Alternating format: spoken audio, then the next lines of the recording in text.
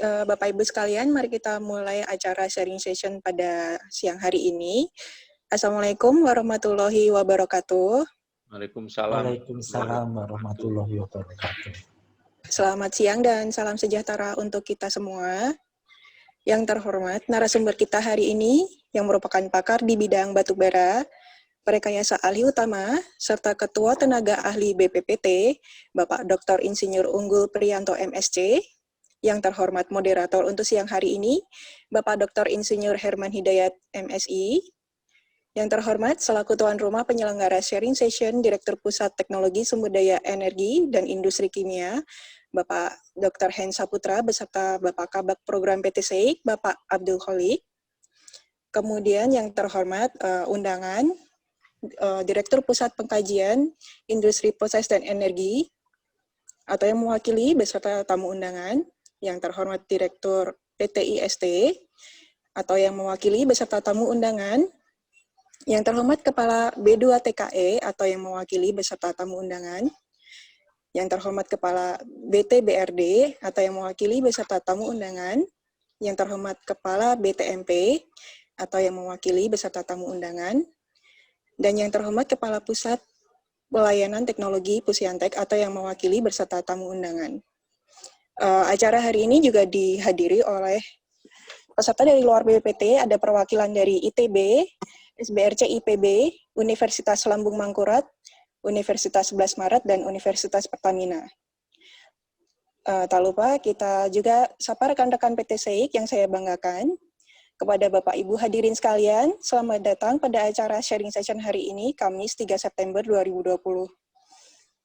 Pada siang hari ini kita bersyukur sekali dapat melaksanakan kembali sharing session yang diadakan rutin tiap minggu secara online dalam keadaan sehat walafiat.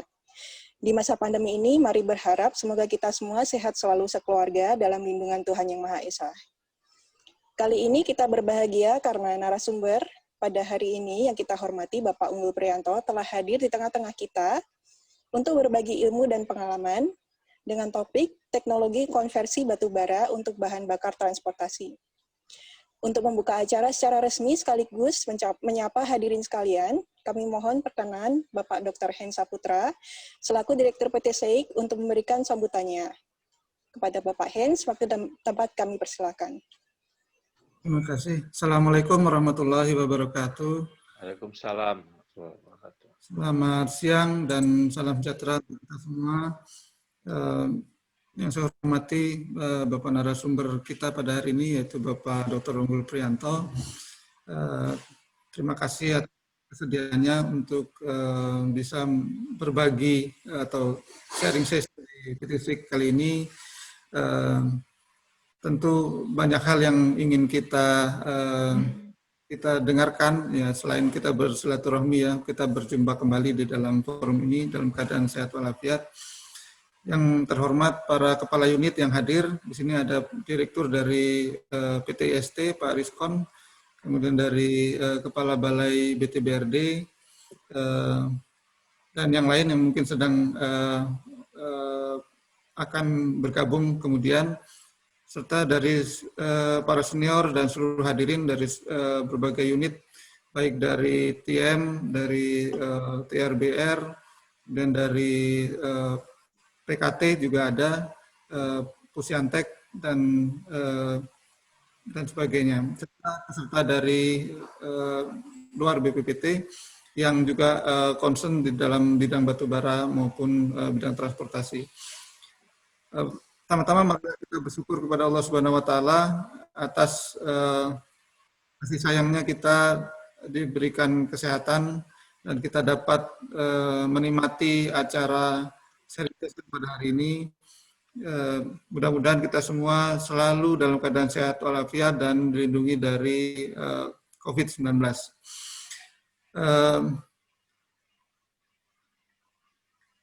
Terima kasih juga kami sampaikan kepada panitia, yaitu dari tim media PT SEIK yang sudah menyiapkan untuk mengakomodir seluruh peserta sehingga terselenggaranya acara pada hari ini. Kita ketahui bahwa energi itu adalah merupakan kebutuhan pokok ya, yang kita tidak bisa terlepas dari energi walaupun hanya sebentar.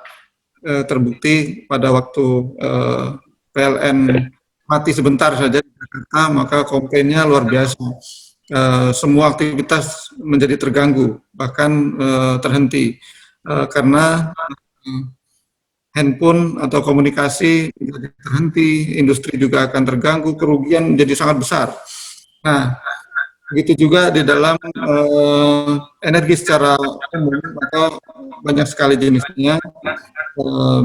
Kita memiliki banyak sekali sumber daya energi saat ini. Nah, yang akan dibahas pada kesempatan ini adalah khusus terkait dengan batu bara. Memang tren ke depan yang akan muncul antara lain adalah transportasi itu kendaraan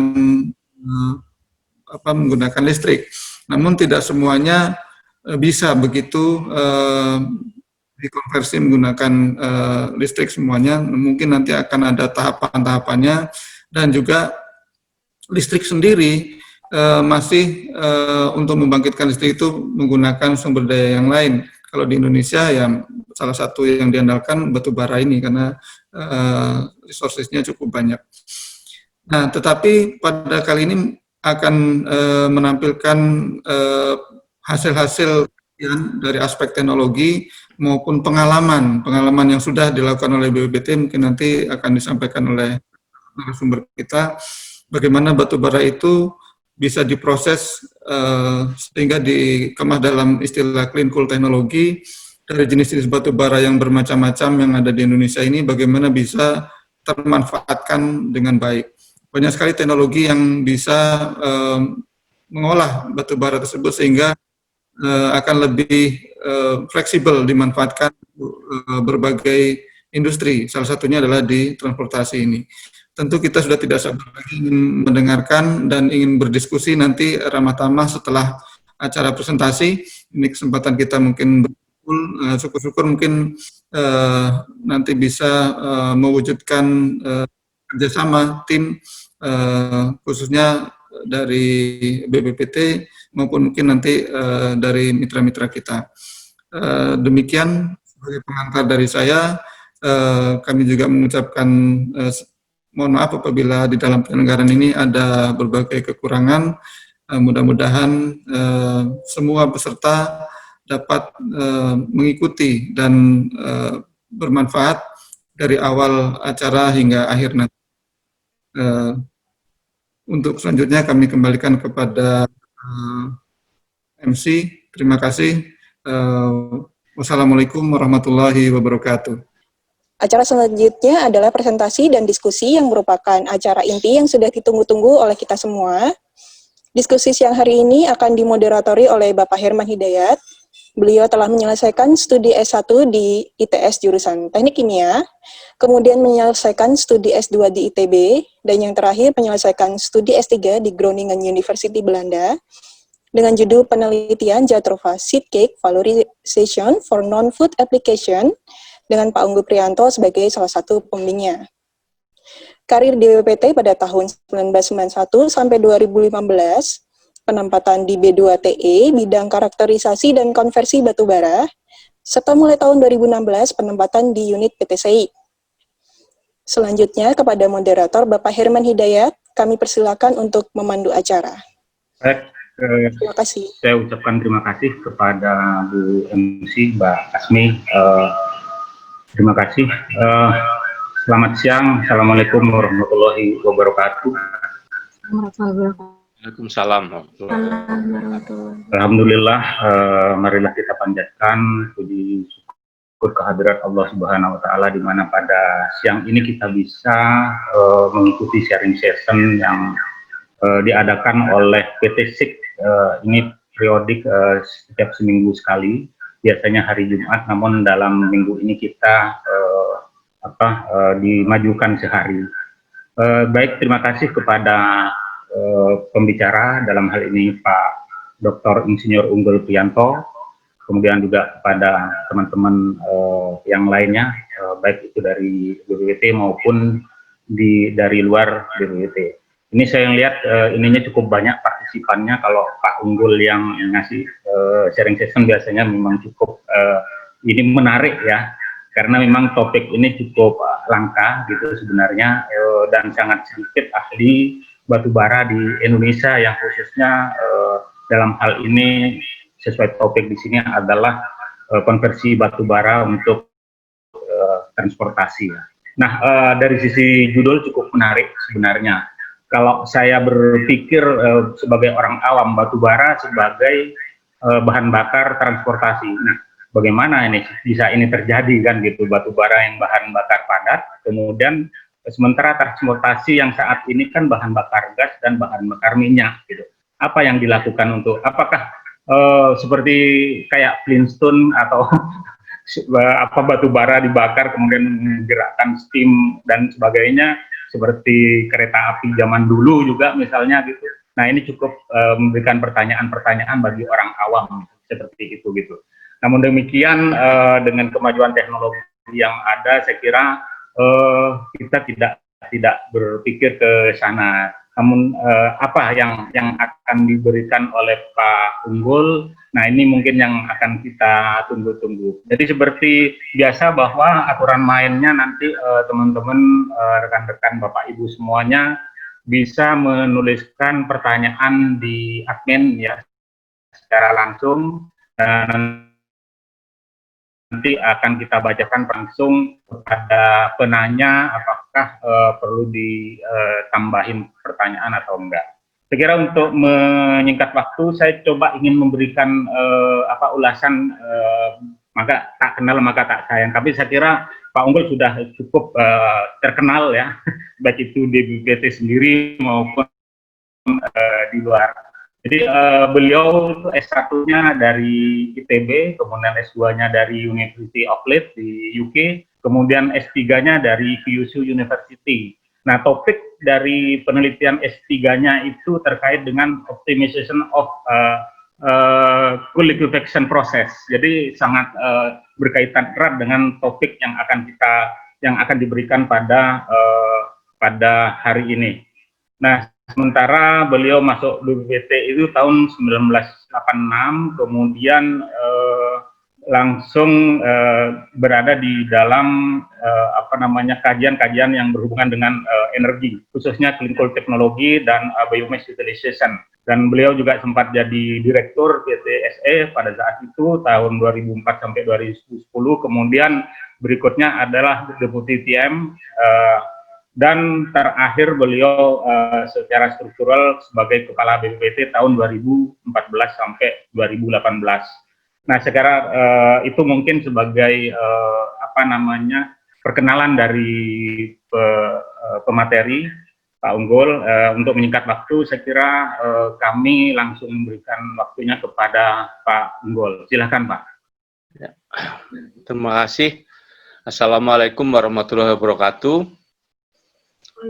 Alhamdulillah kita bisa hadir bersama, dan saya ucapkan terima kasih yang sebesar-besarnya terutama kepada Pak Hen selaku Direktur PT SEIK dan juga admin ya, Bu Novi dan jajarannya dan teman-teman semua, dan juga moderator ya. Saya pikir untuk menyingkat waktu silakan saja langsung di posting ya. Ya, jadi judul ini saya ambil ya, kebetulan saya juga mendengar Pak Sumbogo sudah mempresentasikan tentang coal liquefaction atau pencairan batu bara. Nah, kali ini saya ingin memaparkan lebih umum ya, topiknya umum, tapi sebagian isinya ada yang detail ya, dan juga ada yang umum ya, yang terkait dengan kebijakan mungkin ya. Nah, dua-duanya biar balance, karena saya lihat yang ikut juga banyak yang muda yang mungkin saya pikir perlu juga mengetahui lebih detail apa sebetulnya pencairan batu bara ya. Silakan lanjut. Jadi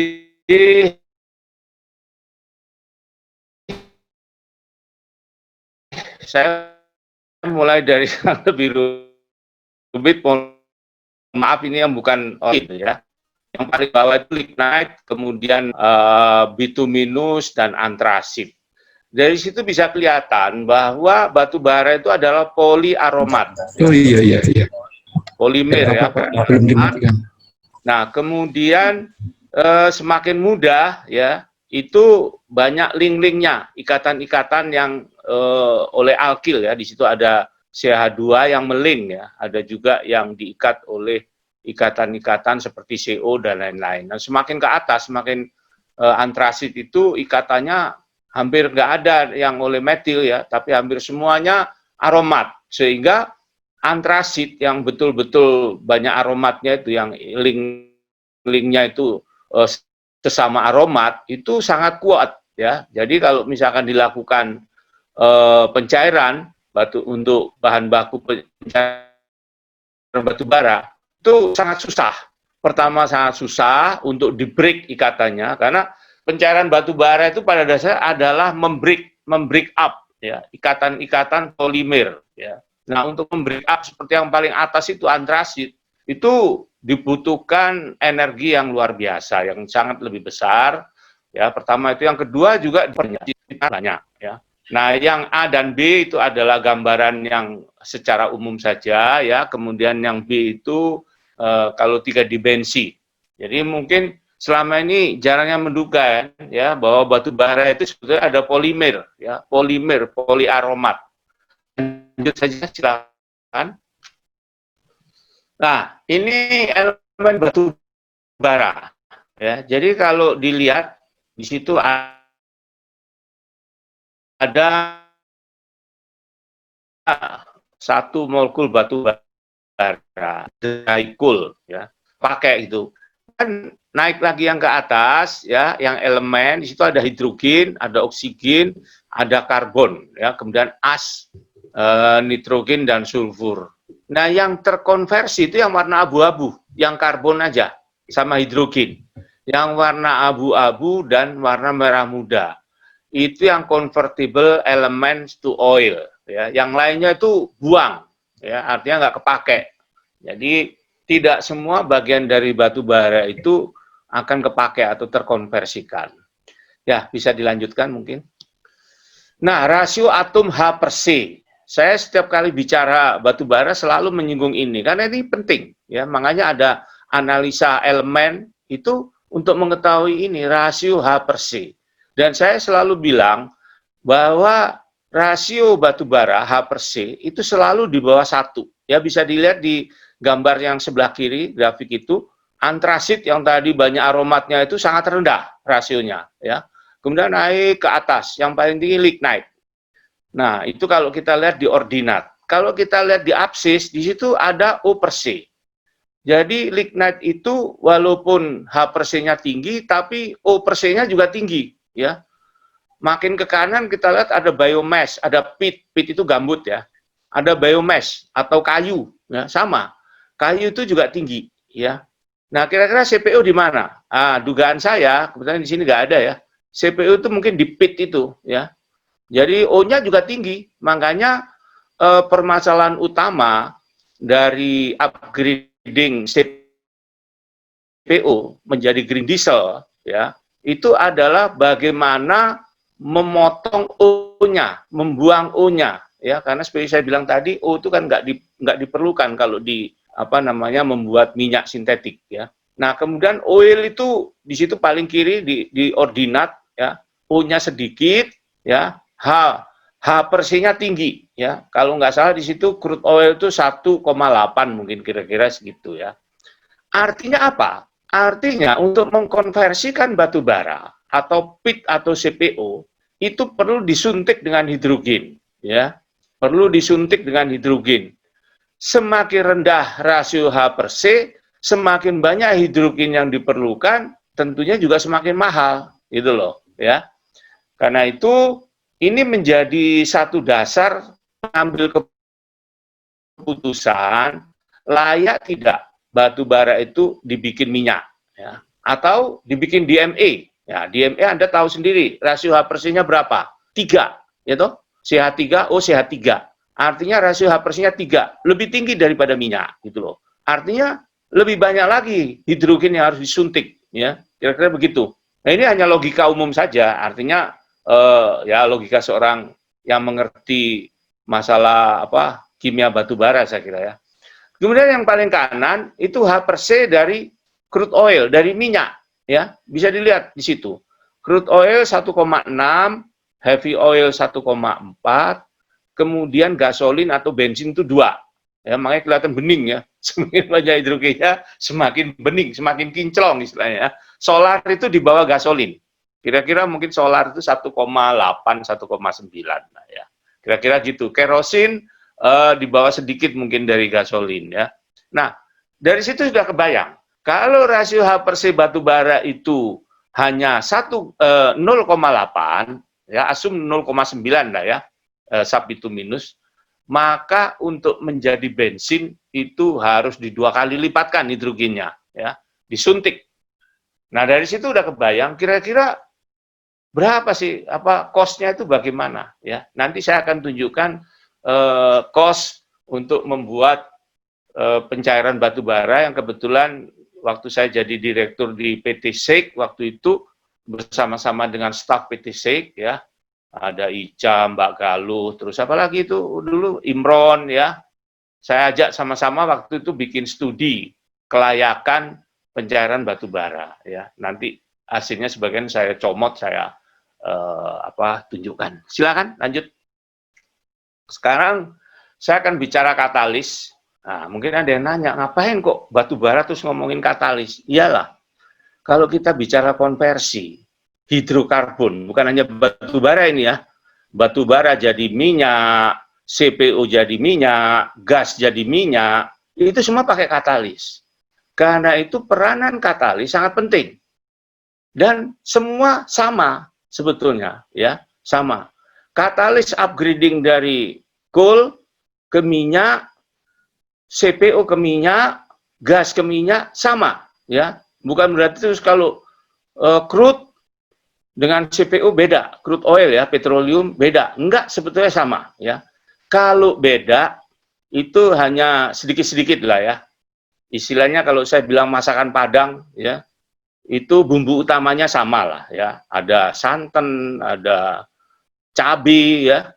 Tapi di situ mungkin ada sedikit variasi, ya, itu aja bedanya. Nah, saya bicara soal katalis cracking. Apa sih sebetulnya cracking? Anda pernah dengar hydrocracking, hydrotreating, ya? Sebetulnya yang disebut cracking itu adalah pemutusan rantai, ya, terutama rantai utama. Apakah bedanya dengan hydrotreatment? Sama, sebenarnya di hydrotreatment juga ada pemutusan rantai, cuman bukan rantai utama. Biasanya hydrotreatment itu dipakai untuk meremove atau menghilangkan heteroatom. Heteroatom itu apa? Yaitu atom O, atom C, atom sulfur, S, sama N. Biasanya begitu. Nah, kalau cracking itu misalkan rantai-rantai alkil, ya, rantai poliaromat itu di-crack, gitu ya. Jadi itu bedanya. Nah, biasanya cracking itu ada 2, yaitu hydrocracking dan catalytic cracking. Bedanya kalau hydrocracking membutuhkan hidrogen, kalau catalytic cracking hampir dikatakan tidak, ya. Nah, kalau catalytic cracking itu tidak membutuhkan hidrogen. Yang dilakukan adalah carbon rejection. Artinya karbonnya itu kan rasio H/C misalkan batu bara tadi 0,9, ya. Kemudian setelah dibikin crude oil dari batu bara jadi 1,2. Kita ingin bikin bensin selanjutnya, ya, dengan catalytic cracking, solar catalytic cracking. Nah, yang dilakukan bensin misalnya, yang dilakukan bukan disuntik hidrogen, tapi C-nya yang dikurangi sehingga rasio H/C-nya naik, gitu loh. C-nya yang dihilangkan, ya, yang dikurangi menjadi byproduct seperti CO2, CO, gitu ya. Nah, kalau hidrogen, hydrocracking disuntik dengan hidrogen, ya kan? O-nya diambil oleh H menjadi H2O, gitu loh. Nah, rantainya kemudian ada yang putus di situ, ya. Itu makanya disebut hydrocracking. Jadi 2 hal yang berbeda. Saya sempat ditanya juga ini sama teman-teman saya juga yang di ITB, gitu loh. Masa sih ada cracking nggak perlu hidrogen? iyalah kalau catalytic cracking ya memang nggak perlu gitu kan ya.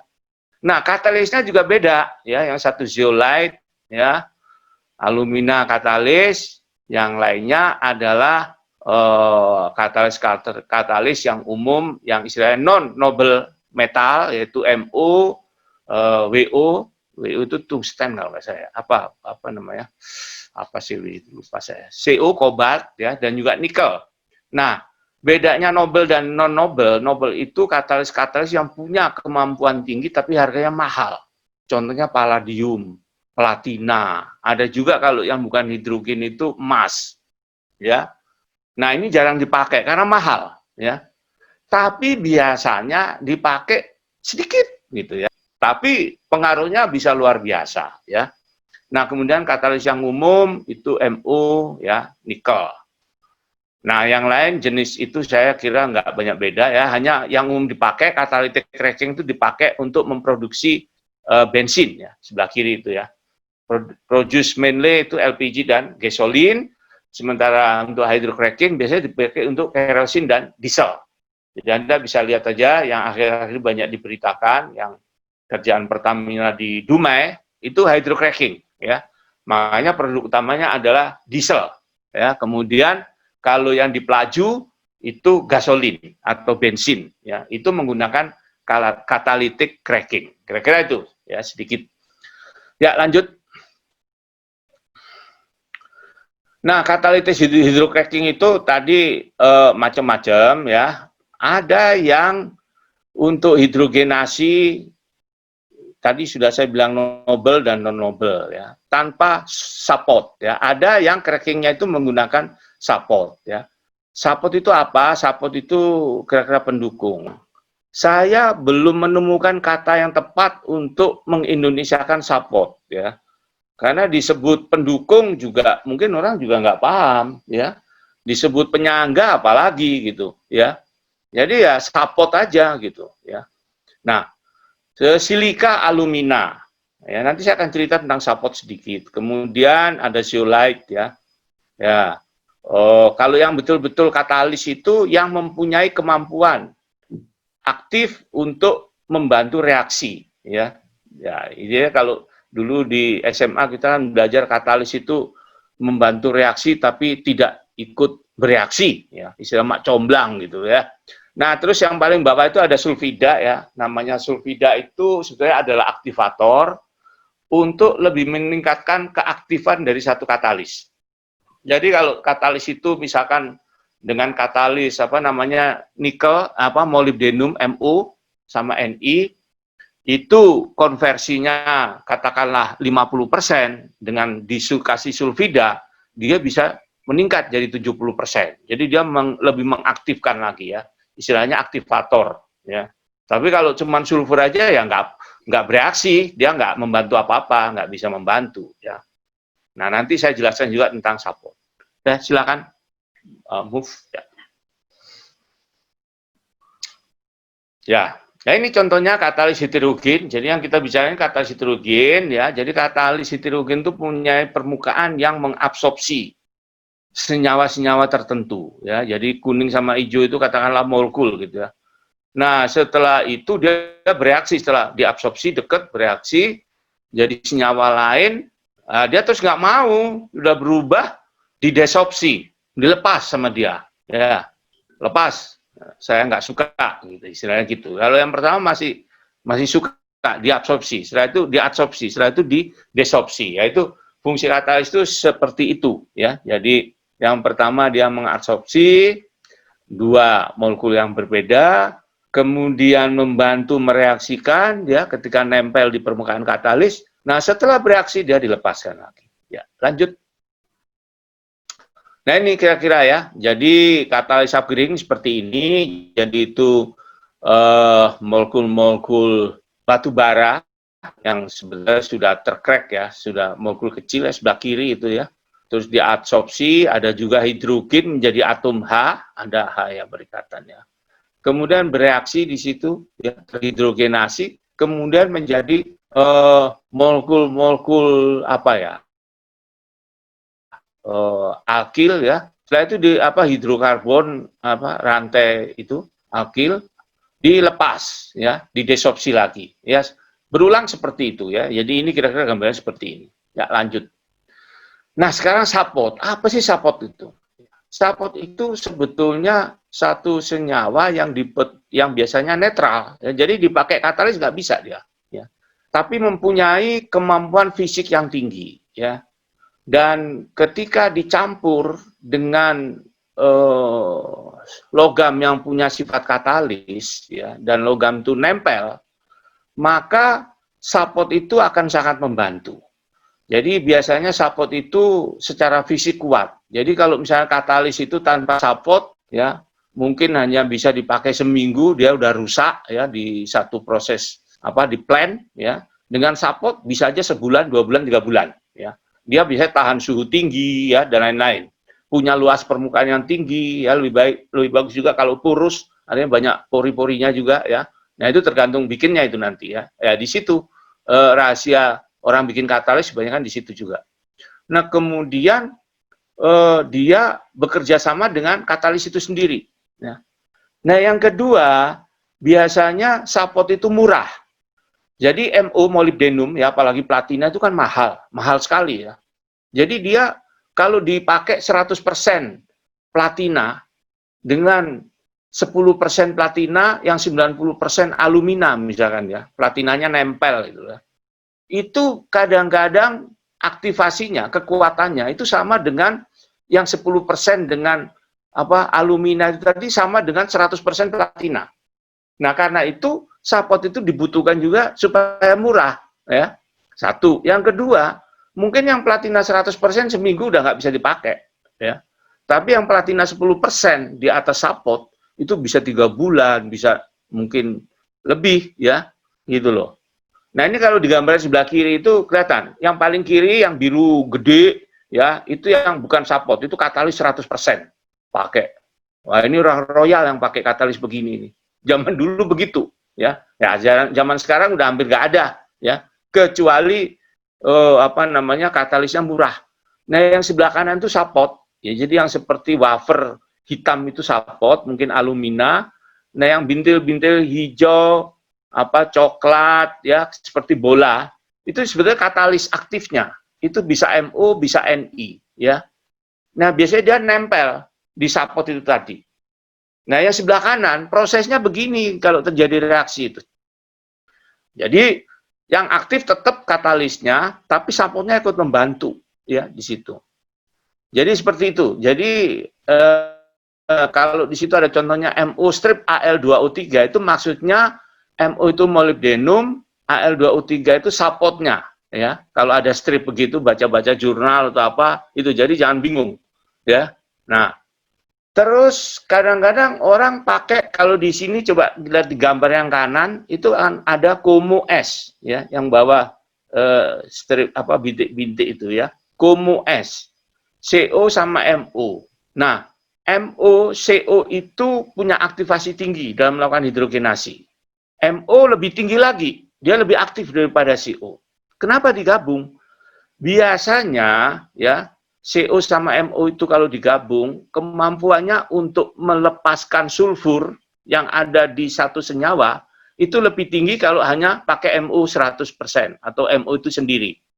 Nah, karena itu seringkali juga CO bisa juga disebut kokatalis, ya, artinya membantu. Misalkan kalau NIMO itu MO-nya 10%, nikelnya 2%, sisanya itu alumina, sapot. Ya, jadi ada kokatalis, ada katalis yang utamanya itu MO, ya, atau kemudian sapotnya itu alumina. Nah, sulfur itu apa? Seperti saya bilang, aktivator. Dengan sulfur dia lebih mengaktifkan lagi. Saya bilang tadi kan, kalau cuman Como aja nggak disulfur, mungkin konversinya 50%. Dengan disulfur, ya, dicampur sulfur atau disulfidasi, itu misalnya dihembus dengan gas SOX, ya, maka katalis itu jauh lebih aktif, bisa sampai 70-80% lagi aktivasinya, kira-kira gitu. Jadi sekarang sudah bisa memberikan satu gambaran, ya, apa katalis itu. Ya lanjut. Ya mohon maaf ini agak lama. Nah ini salah satu contoh pembuatan katalis ya. Ini skala-skala lab ya, tapi ya kurang lebihnya sama lah. Caranya macam-macam ya. Caranya orang buat macam-macam. Ini cara lab ya. Yang dulu saya juga hampir seminggu 2-3 kali bikin yang seperti ini ya. Nah itu contoh katalis FeCuK. Strip SiO2 itu maksudnya katalis yang mengandung logam Fe, Cu, dan kalium dengan support silika. Ya. Nah, cara 3, helium nitrat ya, kemudian KNO3, terus CuNO3, itu garam-garaman. Dilarutkan ke satu pelarut ya, yang paling kiri itu bisa solvent apa saja lah, bisa air, bisa metanol atau alkohol. Pokoknya yang bisa melarutkan garam-garam itu ya. Di pH-nya di-adjust ya. Kemudian setelah dicampur, kemudian dipanaskan sampai 80 derajat supaya itu betul-betul larut dan supaya betul-betul tercampur ya dengan reflux ya. Mungkin kalau yang orang kimia tahu lah reflux ya. Nah, supaya nggak terlalu jelimet ya. Nah, setelah selesai ya, kemudian diuapkan sampai 100 derajat ya, tapi bukan berarti habis mungkin ya, sampai kelihatan kekentalan tertentu mungkin ya. Terus diimpregnated ya, impregnasi ke SiO2. SiO2 itu logam ya, padetan, dicampur di situ kan. Campur, setelah sampai campur benar, kemudian dikeringkan ya, 120 derajat Celcius di lemari yang bawah ini, di oven 12 jam. Kering, nggak ada airnya sama sekali, nggak ada solventnya sama sekali. Kemudian dikalsinasi dengan gas argon untuk menghilangkan senyawa yang di luar yang kita inginkan ya, pada 500 derajat Celcius 5 jam. Nah setelah itu katalis itu siap. Ya, jadi kira-kira gitulah bikin katalis. Gampang, hanya begitu.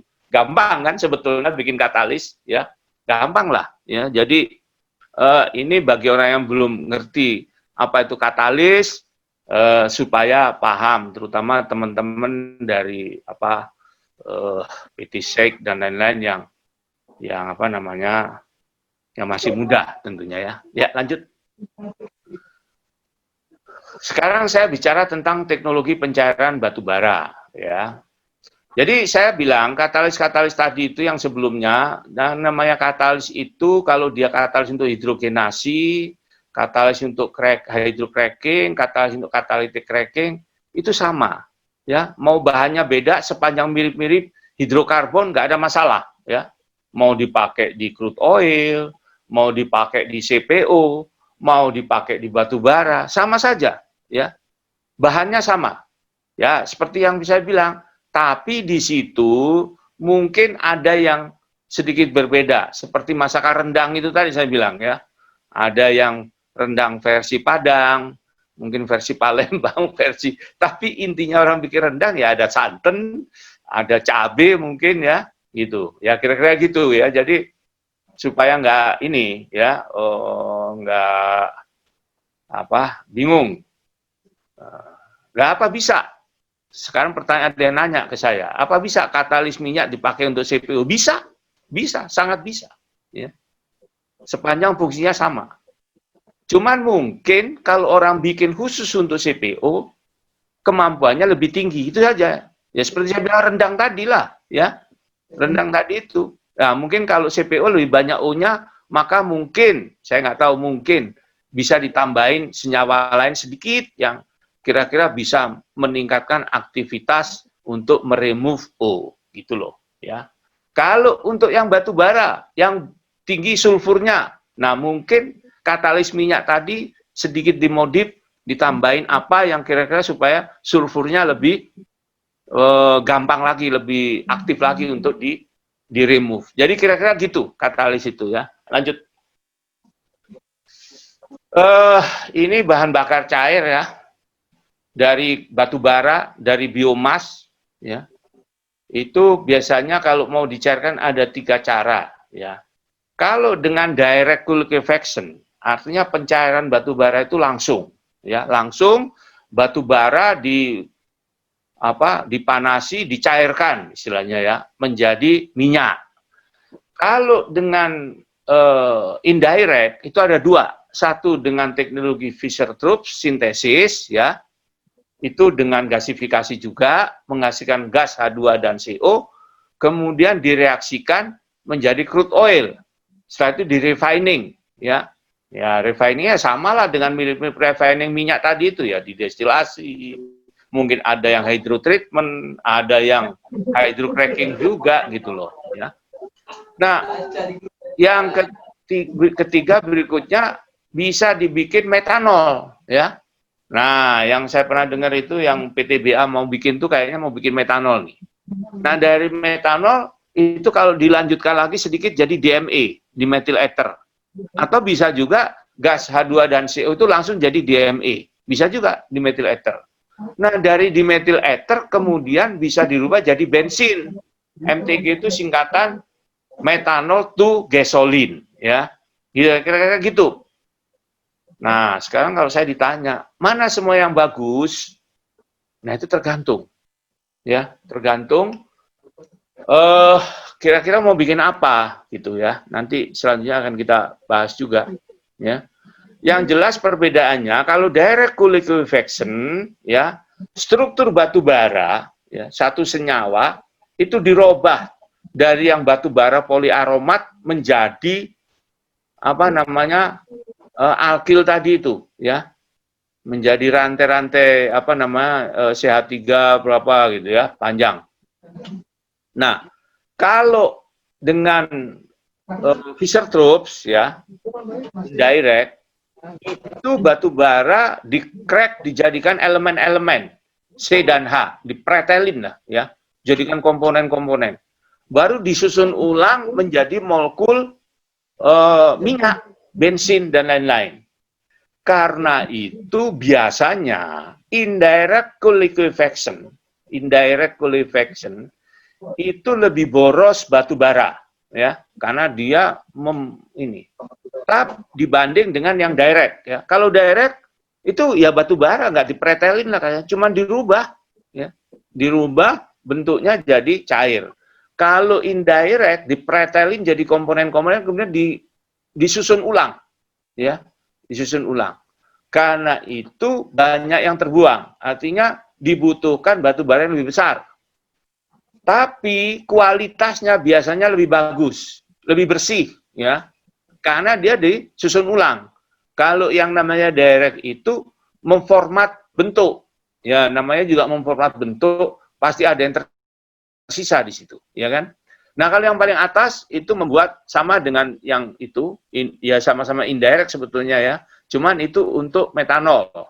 Dan produknya tunggal, yaitu bensin produk akhirnya, ya. Kalau Fischer-Tropsch produknya nggak tunggal, ada solar, ya, terutama solar ya, biasanya 60% solar.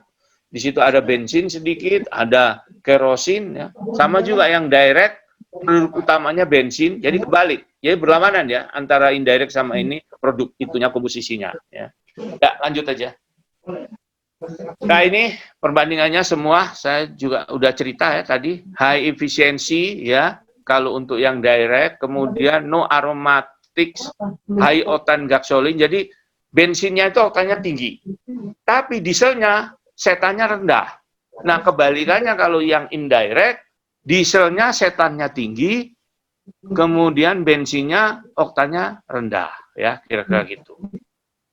Nah dari sisi komersial, indirect itu lebih proven daripada direct, karena Afrika Selatan dengan proses Sasol istilahnya itu sudah bikin indirect sudah lebih dari 20 tahun, mungkin sekarang sudah 30 tahun, ya. Sementara di dunia ini yang komersial itu pun skala kecil di Cina, ya, commercial plan di Cina 25.000 barel per hari, ya. Kalau di Afrika Selatan udah 390.000 barel per hari, ya lebih jauh lebih banyak dan sudah lebih lama. Yang di Cina saya nggak tahu masih operasi nggak, ya. Loh, iya saya terus terang karena di apa ya terus terang mahal ini ya batu apa namanya pencairan batu bara ini mahal. negara besar kayak Amerika, Jepang, Cina itu banyak duitnya, ya. Dia untuk coba-coba, dia berani rugi, ya, berani rugi subsidi. Nah, kita kalau niru mereka ya bangkrut gitu loh. Ya, jadi jangan asal Cina kok bisa gitu. Masa kita nggak bisa? Masa kita nggak berani kan gitu? Ya silakan saja, ya. Jadi harus hati-hati, nggak bisa compare dengan mereka itu. Cina rugi pun ditabrak sama dia. Kalau itu namanya coba-coba sama dia untuk penelitian, dia berani keluar duit sekian, sekian persen dari profit mereka, dia ikhlaskan lah, ya istilahnya, dia sedekahkan gitu. Kalau di kita ngitung terus itu kalau sekian persen anggaran untuk riset sekian aja ya udah kadang-kadang ketinggian. Ya lanjut. Nah, ini gasifier-nya ya, jadi berbeda ya. Gasifier itu untuk combustion, untuk apa namanya bahan bakar untuk pembangkit listrik ya. Jadi jenisnya beda. Biasanya kalau untuk sintesa ya ini menggunakan steam ya. Karena H2O itu bisa menambah apa namanya produk H2 ya dengan proses WGS, water gas apa namanya shift reaction ya. Lanjut saja mungkin. Nah, ini reaksi-reaksi gasifikasi saya pikir udah banyak yang tahu lah ya. Karbon dikasih oksigen ya. Bahkan dalam hal yang tertentu juga disuntik dengan apa air, water gas shift reaction sehingga CO plus H2O menjadi H2 plus CO. Bisa nambah kandungan H2. Biasanya yang pakai WGS itu rasio H per C-nya setelah keluar dari situ itu bisa 2 ya, naik dari batu bara yang di bawah 1 setelah melalui WGS itu bisa jadi 2. Jadi sudah lumayan ideal lah untuk pembuatan minyak ya, karena saya bilang tadi crude oil itu butuh suntikan hidrogen ya, karena 1,6 yang kemudian bensin itu 2 ya. Tapi kalau untuk misalkan di methyl ether 3 ya masih jauh ya. Karena itu kalau mau bikin DME ataupun juga apa metanol ya, metanol malah 4 ya, CH3OH. Itu dibutuhkan hidrogen yang lebih banyak. Lah apa nggak bisa? Bisa, tapi yang dibakar batu baranya maksudnya digasifikasi bisa 2 kalinya. 2 kali dari yang dibutuhkan, gitu loh. Ya artinya apa di situ? Artinya banyak C yang terbuang, ya. Jadi biasanya mesti itu dikompensasi by produk itu dengan pembakaran, yaitu dengan menghasilkan pembangkit listrik ya. Kalau enggak hanya melulu bikin metanol, enggak menghasilkan yang lain-lain, ya rugi gitu loh. Ya, saya tahu memang harga batu bara belakangan ini turun dan produksi kita bisa dikatakan oversupply. Ya mirip-mirip seperti CPO lah kan gitu ya. Jadi ada pemikiran memanfaatkan untuk tujuan yang lain selain juga untuk substitusi BBM ya atau yang kurang ya, juga untuk itu tadi untuk memanfaatkan kelebihan produksi. Lanjut. Ini rute indirect liquefaction ya. Tadi saya sudah jelaskan, ada untuk metanol, kemudian untuk bensin, ada yang Fischer-Tropsch, ya, itu menghasilkan BBM. Katalisnya macam-macam ya, di sebelah kanan tuh. Di situ bisa dilihat yang paling kanan, ya, itu kalau mau bikin yang alkohol apa, gasolinnya, katalis itu mengarahkan reaksi, ya, dia membantu mengarahkan reaksi. Karena itu konversi-konversi seperti ini, katalis itu pegang peranan penting. Makanya saya tadi menjelaskan sedikit tentang katalis ya, supaya kalau misalkan baca di jurnal di apa ada katalis nggak pusing, nggak bingung apa sih ini kok ada MONI strip Al2O3 ya, atau apa namanya COMO strip SiO3 gitu ya. Jadi sudah tahu kira-kira apa itu maksudnya dan peranannya apa, seperti apa. Terus apa kok ada sulfida di ini ya, itu semua tadi udah saya jelaskan. Lanjut. Nah ini ya, pencairan batu bara tidak langsung. Tadi sekali lagi dengan gasifikasi itu yang diutamakan adalah H2 dan CO. Jadi H2 dan CO ini yang menjadi feed-nya ya, Fischer-Tropsch synthesis ya, reaktor. Ini menggunakan katalis besi ya, atau yang lain tadi, nggak hanya tunggal sebetulnya. Nah, di situ ada electric power generation, itu adalah kelebihan panas ya.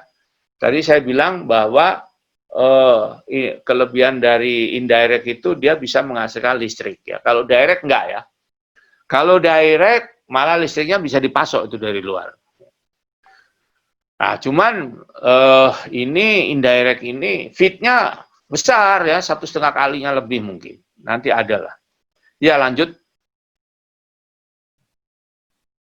Nah, ini reaksi-reaksinya ya. Sebenarnya sederhana kalau reaksi ya. Ya, yang susah itu plan-nya. Dan orang bikin plan itu nggak gampang. Bukan berarti kalau sudah doktor atau profesor bisa bikin plan. Ya. Bikin plan itu melibatkan engineering design dan engineering proses, desain proses. Ya. Biasanya di situ orang yang khusus menekuni ke situ. Nah, karena itu apa pesan yang ingin saya sampaikan, bahwa membuat plan itu nggak gampang. Ya, sudah bikin prosesnya, proses paling dibutuhkan 1-2 orang. Ya, kalau orang bikin plan paling mungkin 3 orang lah ya, proses desainer itu ya. Dia hanya memfikskan prosesnya seperti apa ya. Kebanyakan orang chemical engineer di situ. Tapi tim yang paling banyak itu ya detail engineering itu tadi ya. Ada yang bangunan sipilnya, ada yang macam-macam. Ya, itu pengalaman itu. Nah, itu nggak perlu S3, nggak perlu profesor di situ. Tapi pengalaman ya. Kalau orang nggak berpengalaman ya nggak bisa gitu. Nah, sama ya, sama yang seperti saya bilang nanti kalau membangun plan apa green diesel, green gasoline dan lain-lain itu dibutuhkan satu pengalaman juga ya. Dan mungkin tahapnya ya harus melalui pilot plan, demo plan dan lain-lain ya. Jadi memang pekerjaan engineering itu pekerjaan tim terpadu dan pekerjaan yang membutuhkan pengalaman juga. Lanjut. Nah, ini simplifikasi FT proses ya. Jadi sini apa yang ingin saya sampaikan, dimulai dari syngas ya. Di sini gasifiersnya belum dimasukkan loh ya. Jadi Anda bisa bayangkan betapa panjangnya rute membuat coal liquefaction, batu bara dijadikan minyak ya. Kemudian yang biru itu Fischer-Tropsch ya, melakukan mencampur komponen-komponen CO dan H2 itu menjadi crude oil ya. Itu masih kurang, harus dipermak lagi dihidrogenasi karena di situ aromatnya juga masih banyak ya, dihidrogenasi. Baru masuk ke yang biru muda itu sama yang kuning. Inilah yang biru muda sama kuning ini crude oil. Jadi kalau Anda melihat refinery-nya Pertamina ya ini yang biru muda sama kuning ini. Yang sana itu nggak ada. Ya, karena itu saya bilang pencarian batu bara itu lebih susah daripada mengolah crude oil menjadi bensin dan itu kerosin. Lebih susah.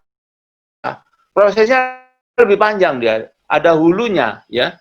Nah, ini sudah hilir. CPO itu lebih mudah. CPO itu tidak lebih kompleks daripada crude oil. Kalau crude oil itu masih ada yang fraksi beratnya itu ya. Makanya dia punya istilah vedum atau apa itu yang vakum itu ya, vakum destilasi itu ya. Ada tir, ada apa itu yang bawah-bawah itu. Nah, kalau CPO nggak ada. CPO itu sudah tinggal yang kuning ini sebetulnya. Ya. Jadi kalau mau bikin refinery untuk CPO dengan crude oil itu sebetulnya lebih sederhana refinery-nya CPO daripada refinery-nya crude oil dan lebih kompleks pencairan batu bara gitu loh ya. Hanya memang salah satu hal yang menjadi masalah kalau CPO itu adalah atom O-nya itu jauh lebih besar dibandingkan dengan crude oil dari petroleum ya. atau dengan apa namanya batu bara. Batu bara U-nya nggak banyak, tapi sulfurnya yang banyak, ya. Karena itu katalis Como itu ya, itu sangat banyak digunakan di yang hijau ini, ya, biasanya di upgrading. Ya. Nah, dulu Pak Sumbono kerjanya melakukan upgrading pekerjaan saya. Jadi saya mengerjakan dulu yang biru-biru itu, Pak Sumbono yang hijau-hijau itu, gitu loh. Kira-kira gitulah gambarnya. Upgrading apa namanya crude oil, ya. Jadi saya ingin katakan kompleks. Makanya bikin coal liquefaction plant itu mahal, lebih mahal daripada bikin refinery minyak, gitu loh ya. Untuk kapasitas yang sama, ya. Ya, lanjut. Jadi ini adalah beberapa poin penting ya, kelebihan-kelebihan dari Fischer-Tropsch proses. Jadi reaksi pencairannya secara termal lebih efisien ya, lebih gampang di handling ya, karena dia itu menggabungkan komponen-komponen yang sudah ada. Jadi Anda aja kalau nyusun sesuatu ya dari komponen-komponen dibangun ya, itu lebih gampang daripada yang sudah jadi dipermak. Wah, itu lebih susah. Ya, itu direct itu seperti itu. Dia sudah ada dipermak jadi bentuk lain. Kalau ini dipretelin jadi komponen-komponen dibentuk menjadi bentuk lain, gitu ya. Jadi memang pekerjaannya lebih panjang istilahnya, tapi hasilnya lebih gampang dikendalikan, dikontrol, ya. Ya, lanjut. Metanol to gasolin, ini urut-urutannya. Jadi syngas itu bisa dari gas alam, saya pernah bilang tadi ya, mau gas alam, mau biomas, mau batu bara, sama aja ya. Kalau bagi orang proses ya sama, semua itu hidrokarbon ya. Cuman bentuknya aja beda-beda, komposisinya beda-beda, itu aja. Tapi kalau dipretelin itu ya C sama H gitu loh ya. Intinya seperti itu. Nah, sebelum jadi gasolin, kalau metanol to gasolin dirubah jadi metanol. Nah, mungkin ini. Jadi saran saya kalau misalkan PTBA atau apa mau bikin sintesa batu bara ya ke bahan bakar, lebih baik bikin metanol aja, lebih sederhana.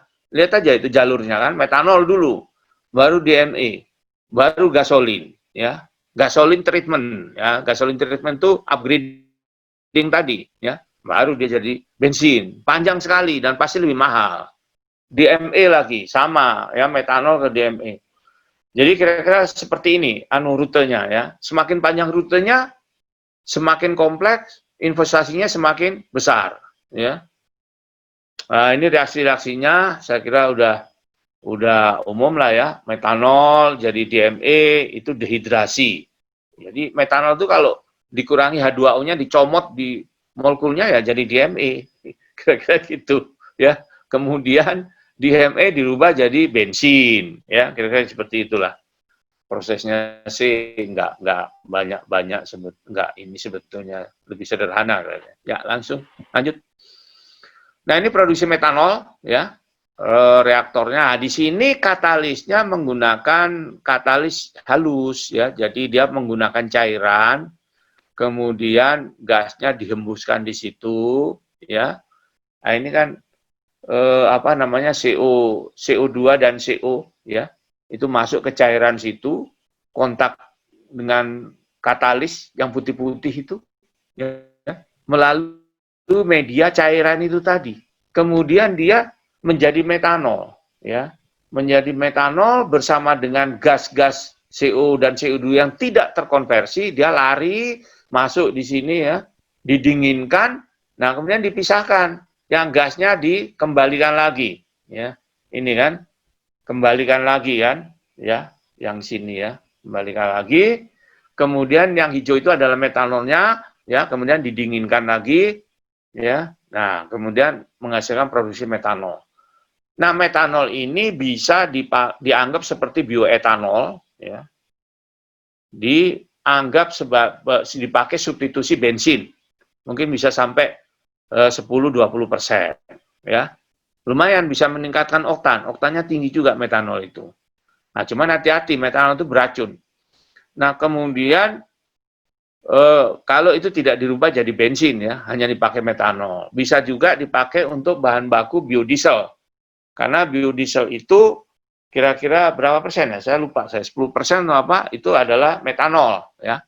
Butuh metanol di situ. Jadi kalau menurut saya, kalau mau memanfaatkan batu bara untuk pencairan ya ke metanol aja lah. Ya itu lebih sederhana dan lebih murah mungkin ya. Tapi ya nggak murah-murah amat, nanti kita lihat. Ya, bisa dilanjutkan. Ini proses kalau bikin DME ya. Jadi kan ada wacana bikin DME ya untuk menggantikan LPG. DME juga nggak murah. Prosesnya lebih panjang dari metanol ya. Satu. Yang kedua, DME itu makan karet. Jadi kalau misalkan menggantikan LPG dengan DME, itu karetnya harus diganti. Oh, kalau 20% nggak apa-apa di blending. Memang nggak apa-apa untuk jangka pendek, tapi saya nggak tahu kalau jangka panjang ya. Karena seperti pengujian yang pernah dilakukan, ini nanti bisa sesi tersendiri untuk bahas DME. Itu umumnya LPG sekalipun, itu kalau dipakai, itu juga akan terpisah antara propan sama butan. Propan yang lebih ringan, biasanya akan habis lebih dulu. Jadi sama kalau di situ disuntik sama dicampur 20% DME, mungkin DME-nya dia akan lari lebih dulu ya. Kemudian yang paling bawah butan atau propannya lebih dulu, kemudian setelah itu DME. Nah, pada saat propannya hilang, konsentrasi DME itu sudah nggak 20% lagi. Kalau di situ LPG dicampur DME 20%, propannya hilang, misalnya katakanlah propannya selama ini share-nya 30%, ya DME-nya konsentrasinya akan naik. Dan itu lama-lama bisa jadi masalah juga gitu loh. MTG ya, nah ini saya di Amerika sudah ada pilotnya ya, dan di Jerman 100 barel per hari. Saya nggak tahu, tapi ini tahun lalu ya, tahun yang sudah bahula ini ya. Kalau sekarang masih ada nggak ya? Karena makin ke sini ini yang sifatnya fosil-fosil begini kan semakin dijauhi, apalagi juga mahal. Kalau murah mungkin masih nggak apa-apa gitu loh. Ya, kira-kira itu ya. Jadi lanjut. Ini BCL ya, tempatnya Mas Sumbogo ini, kerjasama dulu. Ya. BCL, nah, coba bisa dilihat ya. Ini saya tunjukkan di situ yang reaktor aja ada itu bintil-bintil putih itu sebenarnya katalis ya. Nah sama ini, cold liquefaction itu karena katalisnya sekali dibuang, sekali dipakai dibuang, ya dia nggak pakai katalis padat yang dipakai unggun gitu, dipakai berulang-ulang. Tapi biasanya sekali dipakai dibuang atau di-recycle lagi dipakai, tapi hanya beberapa kali. Kenapa? Karena batu bara itu padat ya, dia nggak bisa langsung pakai packing bags ya. Karena itu dia butuh media ya, butuh media itu. Butuh media dan butuh katalis yang halus ya. Nah, karena dicari katalis yang murah. Dalam kasus ini Pak Sumbogo pakai istilahnya limonite ya. Yang dari mana itu, Sorowako atau apa? Pertanyaan kenapa limonite? Ya karena limonite, tanah limonite itu banyak mengandung besi dan nikel.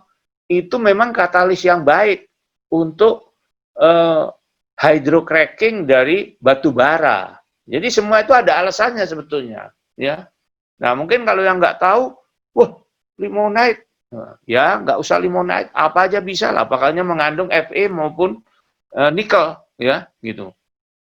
Nah setelah itu produknya di situ ada fixed bed hydrotreater. Nah ini baru dia pakai unggun katalis padat yang bisa dipakai dalam jangka waktu lama. Karena ini udah cair kan, cair. Nah di sini terjadi hydrotreater itu, ya yang saya bilang tadi itu ada Nimo, ada support dari alumina dan lain-lain, ya. Nah kalau yang reaktor, tulisan reaktor itu yang kuning itu masih menggunakan solvent, cairan. Solventnya apa? Solventnya ya minyak, gitu loh, ya. Sama, kalau Anda pernah dengar yang barusan juga CPU kan pakai solvent minyak diesel itu ya. 85%, berapa? 87,5% minyak diesel 12,5% CPO. Ya pakai solvent juga, tapi kasusnya itu berbeda. Nah, solvent di sini memang punya dua fungsi. Satu, dia untuk memediasi pertemuan yang intim antara katalis dengan hidrogen dan batu bara. Ya, jadi dia memediasi. Ya, gitu. Yang kedua, termasuk yaitu tadi dia menyerap kelebihan panas juga, ya. Sama lah kalau yang di CPO itu kasus yang bikin green diesel itu dia untuk menyerap panas, ya. Karena kalau nggak terkontrol nanti. Kira-kira gitu. Ya, lanjut. Nah, ini mekanismenya, ya. Saya sedikit cerita aja mekanismenya kenapa pakai solvent. Jadi fungsi solvent ini kalau di sini ada lebih detail lagi. Jadi untuk ikut menstabilisasikan. Jadi ketika batu bara itu kena suhu yang tinggi, ya, dia di-crack, patah, ya, ikatannya menjadi molekul-molekul yang lebih kecil. Itu istilahnya adalah free radikal, radikal bebas, ya. Itu butuh stabilisasi. Stabilisasinya apa? Atom hidrogen. Dari mana? Nah, yang kita menyuntikkan gas hidrogen, tapi itu kan H2, bukan atom H. Itu nggak bisa seketika dia itu langsung pecah jadi atom H, kemudian mengikatkan di situ, enggak. Nah, karena itu jalan yang paling cepat, dia itu ngambilnya dari mana? Karena kan padatan sama larutan itu lebih intim, ya, intimate, ya, kalau bahasa Inggris. Lebih intim, ya, lebih gampang, dekat kan? Nah, makanya yang terdekat ya dari cairan itu tadi, solvent, ya. Solventnya ya minyak juga, ya. Bisa minyak destilat, ya, istilahnya yang bukan nggak terlalu crude tapi nggak terlalu ringan juga minyaknya gitu loh, ya. Middle destilat bisa itu, ya. Dia diambil hidrogennya sehingga dia kemudian jadi molekul-molekul yang lebih kecil. Nah, sementara solvent itu sendiri kehilangan hidrogen, sama dia juga bisa jadi radikal juga. Itu kemudian disuntik hidrogen dari gas hidrogen yang terkatalisa, ya, menjadi atom H yang tadi itu. Jadi di sini ada rumit transfer-transferan. Ini ada transfer-transferan di sini, bukan hanya uang aja yang ditransfer. Di sini atom hidrogen yang ditransfer. Itu yang pertama. Yang kedua, solvent ini juga bisa memediasi pemutusan ikatan, ya. Dengan adanya solvent, ikatan polimer itu bisa ikut dilemahkan juga karena dia juga mempunyai hidrogen yang lebih kaya hidrogen lah, ya, daripada yang batu bara itu, ya. Ini sedikit penjelasan, ya, kenapa pakai solvent di pencairan batu bara, direct cool liquefaction. Jadi direct cool liquefaction dulu saya juga pernah melakukan percobaan, hanya batu bara saja, tanpa sama gas hidrogen, tanpa solvent, hasilnya jauh lebih jelek, ya. Dan banyak cooks, ya. Cooks itu adalah batu bara yang sudah tercrack itu tadi, kemudian ngumpul lagi, menggumpal lagi dia, ya. Yang sudah jadi radikal bebas tadi, ngumpul lagi, menjadi giant molekul lagi, jadi molekul yang lebih besar lagi, gitu loh. Kira-kira gitu mekanismenya. Ini penting untuk menjelaskan kenapa direct cool liquefaction itu perlu solvent. Nah, kalau sekarang yang barusan dipakai bikin green diesel pakai solvent juga, ya mungkin penjelasannya lain, ya. Yang saya dengar katanya untuk menyerap panas, tapi di luar itu saya nggak tahu, ya. Nah, mungkin yang dari ITB tahu. Ya, lanjut. Ini simulasi produksi BBM 50.000 barel per hari menggunakan teknologi direct dan indirect untuk membandingkan yang nanti arahnya ke ekonomi. Ini yang menghitung dulu Mbak Ica, ya, mungkin dibantu ada Mas Imron, ada Mbak Galuh juga, ya. Saya supervisi dulu. Jadi udah berapa tahun yang lalu, ya. Jadi untuk menghasilkan 50.000 barel per hari untuk indirect yang sebelah kiri itu ada tulisan indirect cool liquefaction, ya. Ini membutuhkan 35.4 ton per hari, ya. Sementara untuk direct hanya membutuhkan 28.000, jadi lebih sedikit, ya. Lebih sedikit. Yang direct ini lebih sedikit menggunakan batu bara. Ya. Nah,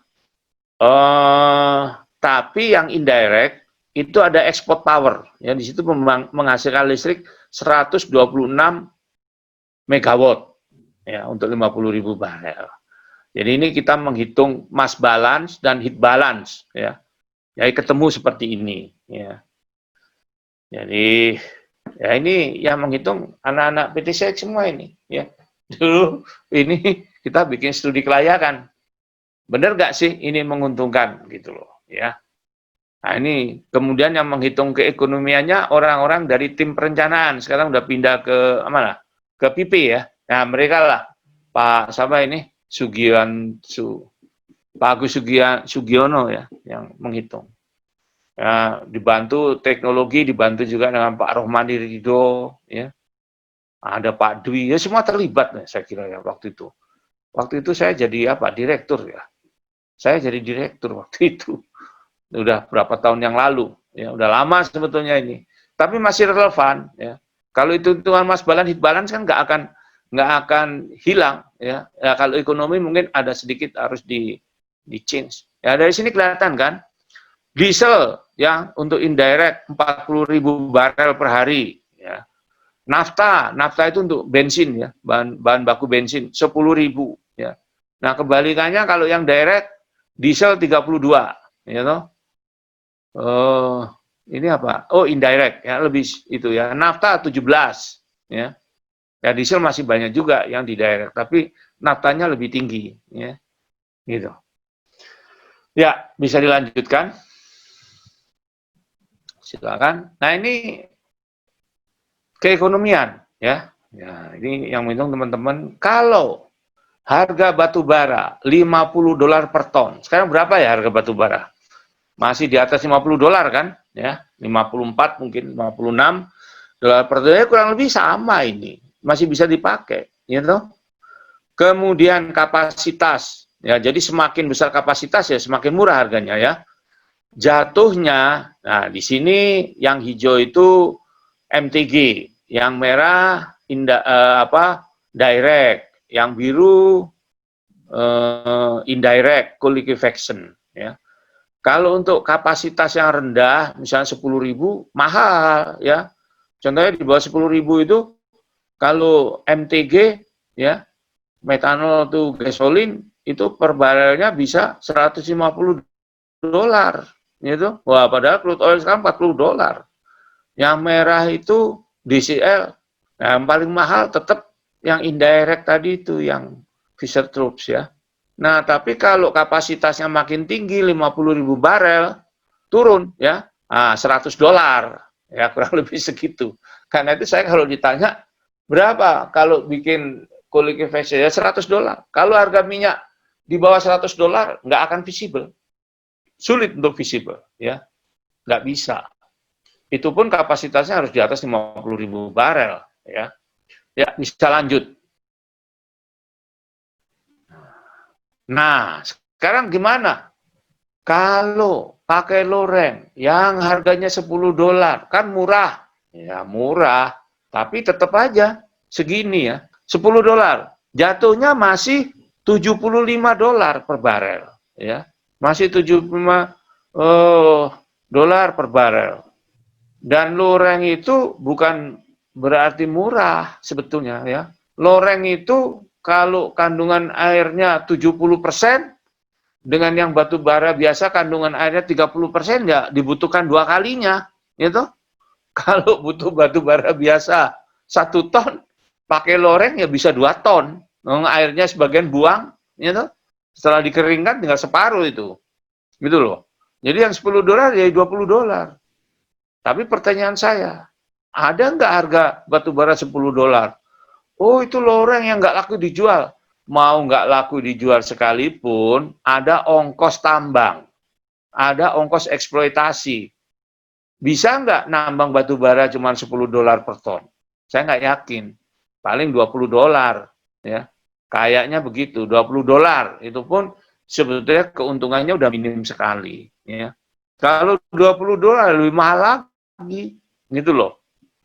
Jadi, ini bisa dipakai paling tidak pemikiran kalau kita mau bikin cairan batu bara dan sejenisnya yang tadi saya sampaikan itu. Ya.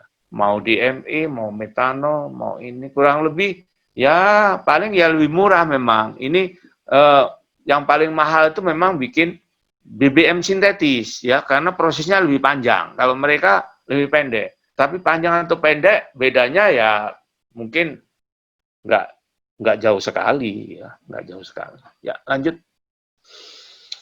Nah ini kesimpulan.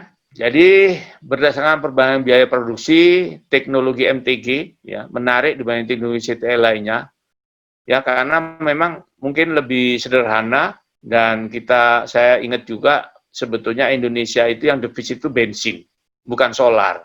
Ini yang salah kaprah. Orang melihat kita import BBM itu dikira import solar sama bensin, padahal tidak. Solar itu Pertamina sudah nggak import lagi sekarang ini, ya. Yang masih import besar itu bensin.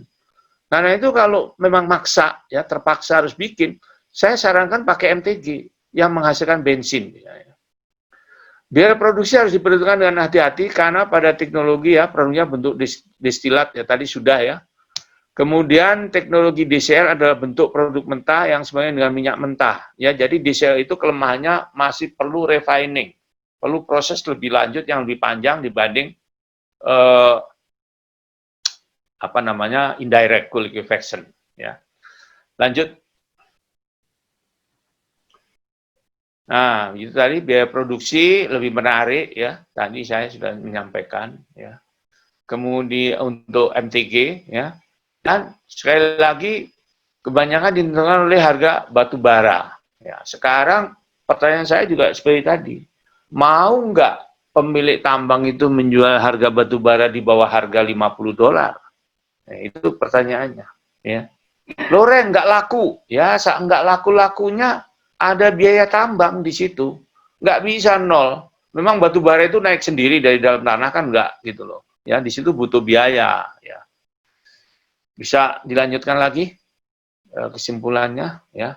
Nah, ini yang paling penting. Ini yang sangat penting.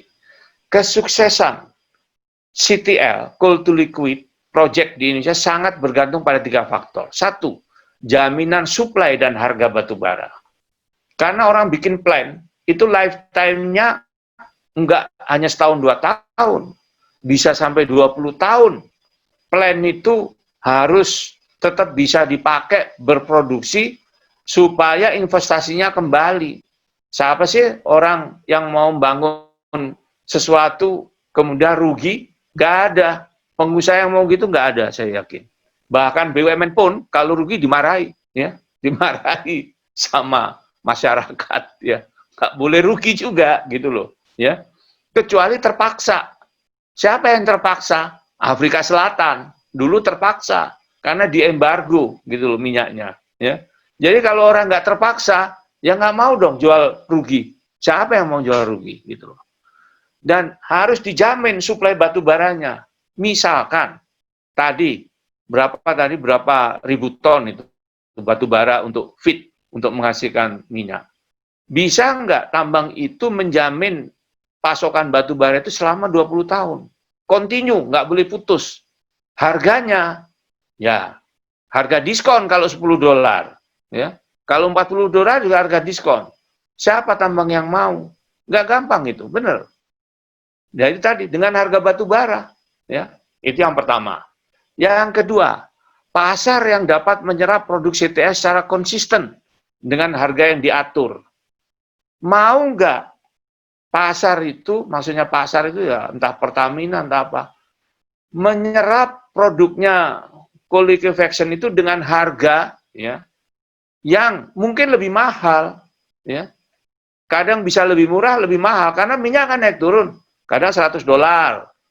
Nah, kalau dia ini harganya $75 ya. Kemudian harga minyak $100. Dia kan lebih murah. Nah, itu bisa dijual misalkan dengan harga antara 75 sampai 100. Tapi kalau harga minyak misalnya $40, mau nggak pemerintah membeli minyak ini tetap dengan harga $75 supaya nggak rugi? Itu pertanyaannya. Ya. Kalau enggak, udah jangan bangun. Bener, kacau itu nanti. Kemudian kehandalan teknologi yang perlu dibuktikan secara komersial. Jangan teknologi itu di negaranya belum dibangun secara komersial, disuruh bangun di Indonesia yang komersial. Indonesia dipakai uji coba. Itu jangan mau. Nah, ini yang ingin saya sampaikan ya kepada siapa saja mungkin. Ya. Karena penting, ya terutama yang kesimpulan ini, yang 3 ini. Ini yang menjadi batu ganjalan. Ya. Iya. Nah, kalau yang 3 ini nggak dipegang, ya gagal lah itu ya. Kalau nekat, ya mangkrak nantinya proyeknya gitu loh. Ya. Jadi kira-kira itu yang saya ingin sampaikan ya. Terima kasih atas perhatiannya. Wabillahi taufiq wal hidayah. Wassalamualaikum warahmatullahi wabarakatuh. Waalaikumsalam. Waalaikumsalam warahmatullahi wabarakatuh.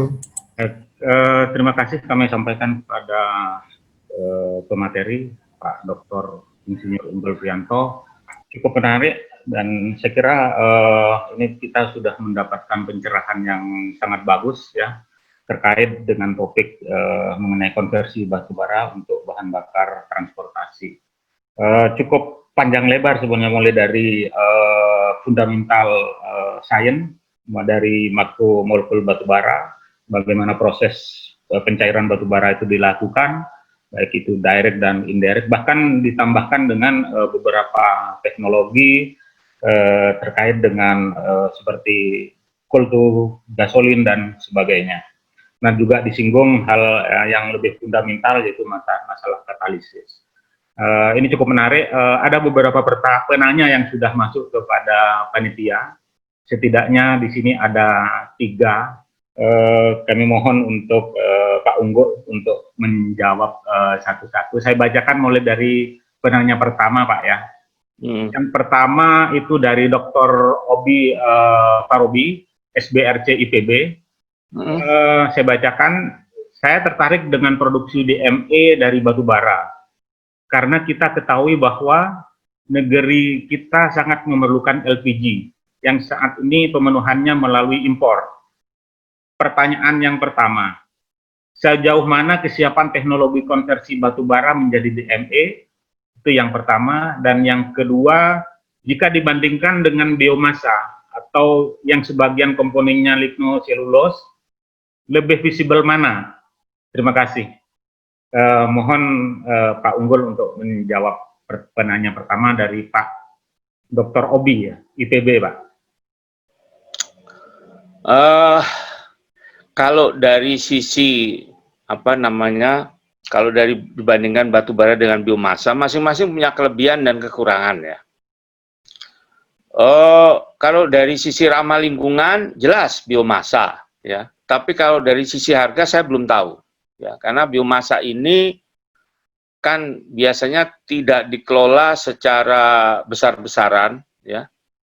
Jadi mungkin sekarang kelihatannya murah, tapi begitu kebutuhan itu ada, belum tentu dia murah ya. Jadi ketidakpastian supply, maksud saya di situ. Itu yang menjadi kendala terbesar kalau menggunakan biomasa.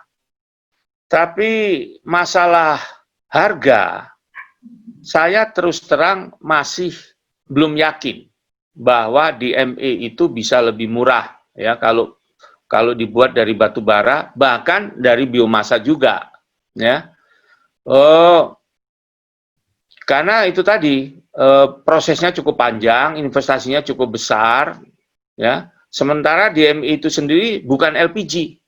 Nilai kalorinya itu hanya 2/3 dari LPG, 1. Ya, jadi harus diingat itu. Nilai kalori DME tidak setara dengan LPG. Yang kedua, DME itu sendiri makan ke seal. Ya. Memang ada yang bilang, kalau 20% enggak kalau sekarang. Tapi nggak tahu nanti sealnya tabung gas itu berapa lama dia bisa tahan. Ya. Itu. Karena itu saya termasuk yang sekarang ini tidak menyarankan untuk membuat DME ya.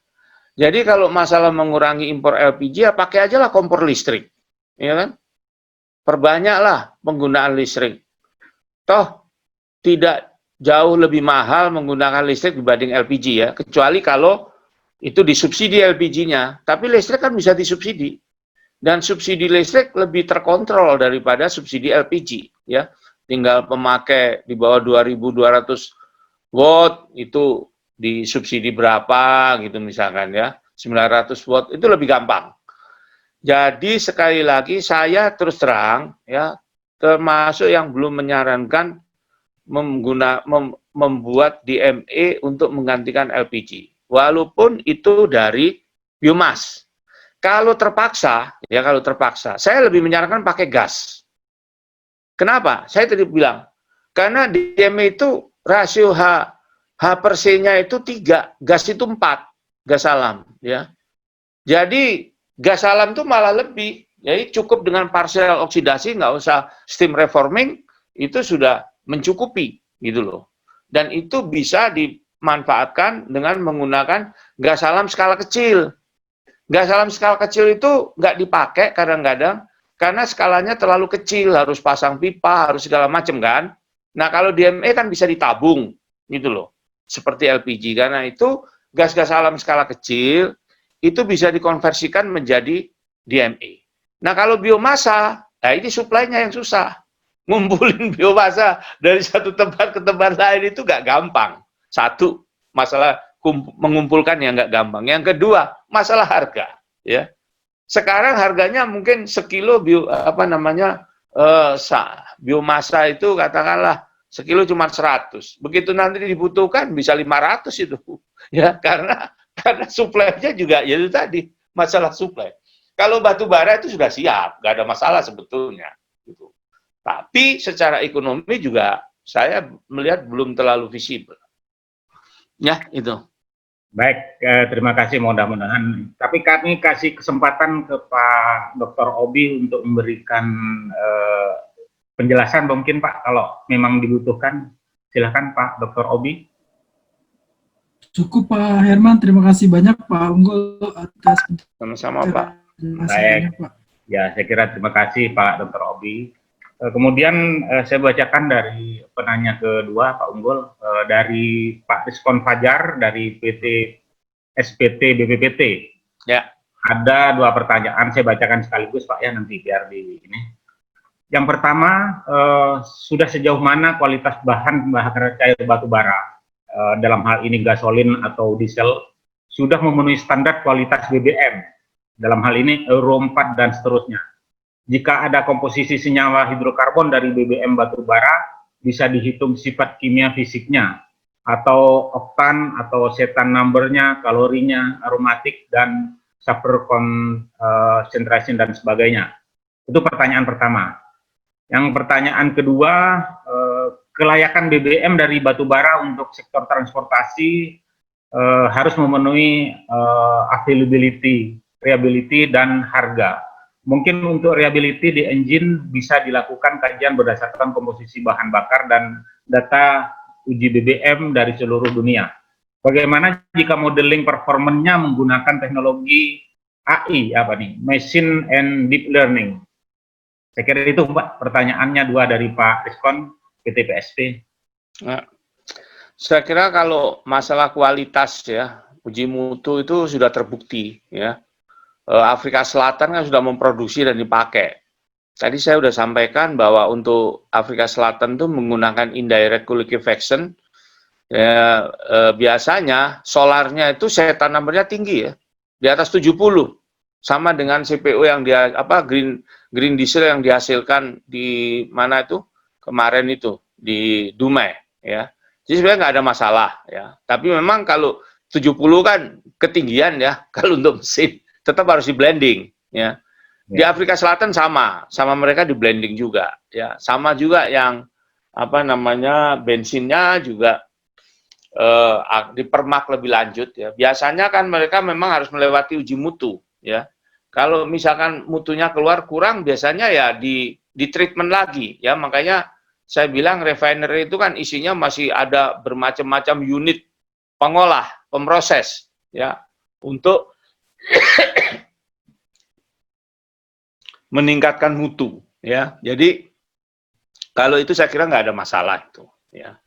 Nah, apa tadi pertanyaannya yang Yang kedua, bagaimana jika modeling performanya menggunakan teknologi AI ya? Saya kira sama aja ya. Kalau keluar udah jadi bensin sama itu sudah standar semua, nggak ada masalah itu ya, nggak ada masalah. Udah standar yang dipakai untuk itu transportasi ya. Bahkan mungkin lebih bagus dibanding kayak biodiesel atau sejenisnya ya. Kalau itu kan karena kalau ini kan betul-betul bikin bensin beneran, ya. Itu yang beda, ya. Kalau biodiesel itu kan bukan solar beneran. Ya, biodiesel itu kan senyawa lain yang digunakan, yang bisa digunakan menggantikan solar. Kalau ini bikin solar beneran, bikin bensin beneran. Jadi bukan senyawa lain gitu loh, ya. Karena itu kalau dari itu saya kira nggak ada masalah, ya. Mirip seperti bioetanol. Etanol itu kan etanol beneran, ya, gitu loh, ya. Tapi apakah etanol?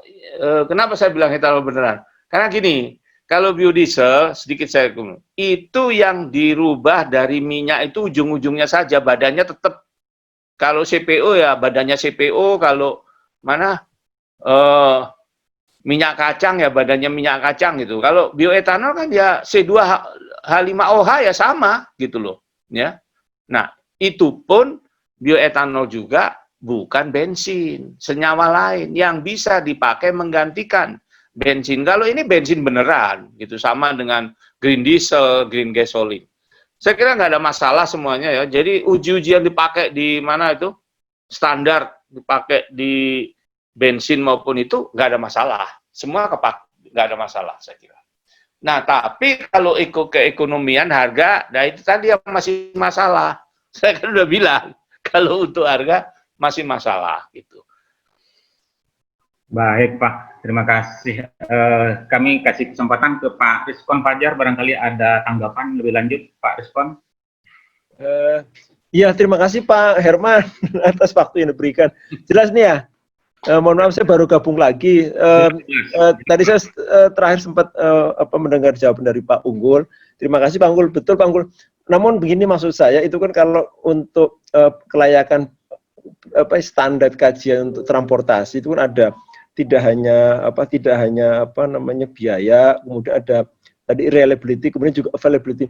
Nah itu ada kayak semacam jadi bahan bakar yang dibutuhkan itu tidak harus berkualitas sangat tinggi, enggak Pak. Jadi sesuai dengan mesin yang ada di Indonesia itu. Kalau ya. 70 mungkin itu terlalu tinggi gitu kan. Ya makanya di blending. Kok 40 lah, 48 itu maksud saya itu kalau kita tarik mundur gitu barangkali apakah dari awal sudah nggak perlu meng-create tadi diesel misalnya yang setan cukup 48. Kan di Indonesia 48 udah cukup Pak. Ya. 50 itu udah sangat-sangat lebih dari cukup. Kira-kira demikian Pak. Jadi barangkali kan kalau ada database yang banyak, nah sekarang ada kayak semacam itu yang lagi ngetren itu artificial intelligence, kan ada itu kayak black box, sebenarnya mudah masuk keluar. Kalau keluarnya itu 48, nah itu ujung-ujung mungkin senyawanya komposisi bisa, nah diproses apakah bisa disintesa dengan rekayasa seperti tidak hasilnya 70 gitu ya, tapi lebih rendah justru. Demikian Pak. Kemudian juga masalah biaya, barangkali kalau kualitasnya lebih jelek, apakah biayanya lebih bagus, lebih murah ya, belum tentu juga ya ini. Kira-kira demikian Pak Unggul. Ya itu bagus tuh, bisa jadi pemikiran.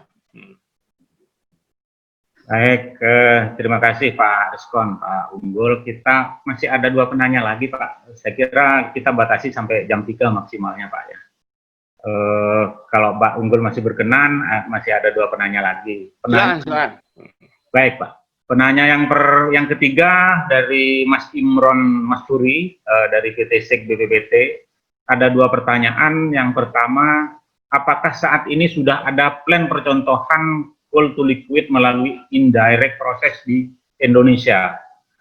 Itu yang pertama. Kemudian yang kedua, bagaimana proses LRC, lowering coal to liquid fuel di Indonesia? Apakah saat ini di Indonesia sudah urgen untuk penerapan coal to liquid fuel? Saya kira itu Pak, pertanyaan 2 dari Pak Mas Imron. Monggo dijawab. Ya, saya pikir yang tadi itu coal to liquid ya. Ya, coal to liquid. Ya itu belum ada kayaknya ya. Di Yang luar tempatnya Pak Sumbogo saya belum pernah dengar tuh. Ya. indirect yang ditanya khususnya ya.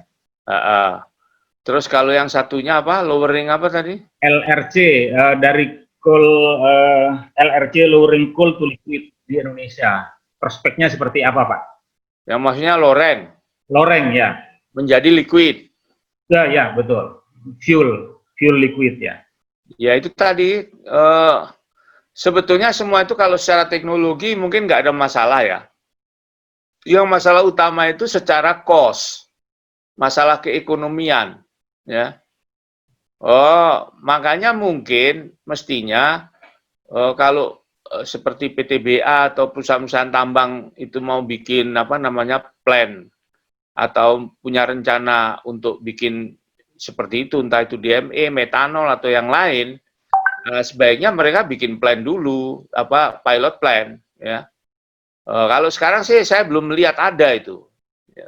Baik indirect maupun direct atau pakai bahan baku loreng, ya. Nah, tadi saya kan sudah sampaikan juga, loreng itu bukan berarti lebih murah, belum tentu juga. Ya, kalau toh lebih murah juga, ya bedanya nggak jauh-jauh juga gitu, tetap aja mahal, ya. Apalagi sekarang dengan harga minyak $40 per barel, wah makin sulit itu, ya. Jangankan ini, yang CPO aja sulit gitu loh, ya. Tapi ya nggak tahu ya, itu kan mungkin pemerintah punya rencana yang lain gitu. Ya. Tapi kalau ada sih bagus sebetulnya ya. Dulu kan kalau seperti itu kan tempatnya Mas Sumbogyo dulu labnya kan udah bikin itu direct liquefaction yang skala berapa liter tuh tanya itu untuk labnya. Seharusnya kalau mau sih bisa aja yang direct nggak pakai loreng atau apa gitu loh. Bisa, dulu udah pernah bikin kok. Ya, ya. Baik, terima kasih. Barangkali Mas Imron ada tanggapan yang perlu diperjelaskan lagi. Silakan Mas Imron. Sudah cukup Pak Irman, terima kasih informasinya Pak Ubul, Ya, sudah mewakili. Baik, ini pertanyaan berikutnya berapa lagi nih Pak? Oh, Pak Haryana nanti terakhir ya, yang kelima. Ini yang keempat nih Pak, dari Mbak Galuh Wiratama Murti, PT SIK BPPT. Ada satu pertanyaan, faktor apa yang mempengaruhi proses coal direct liquefaction hingga saat ini belum beroperasi secara massal dan komersial?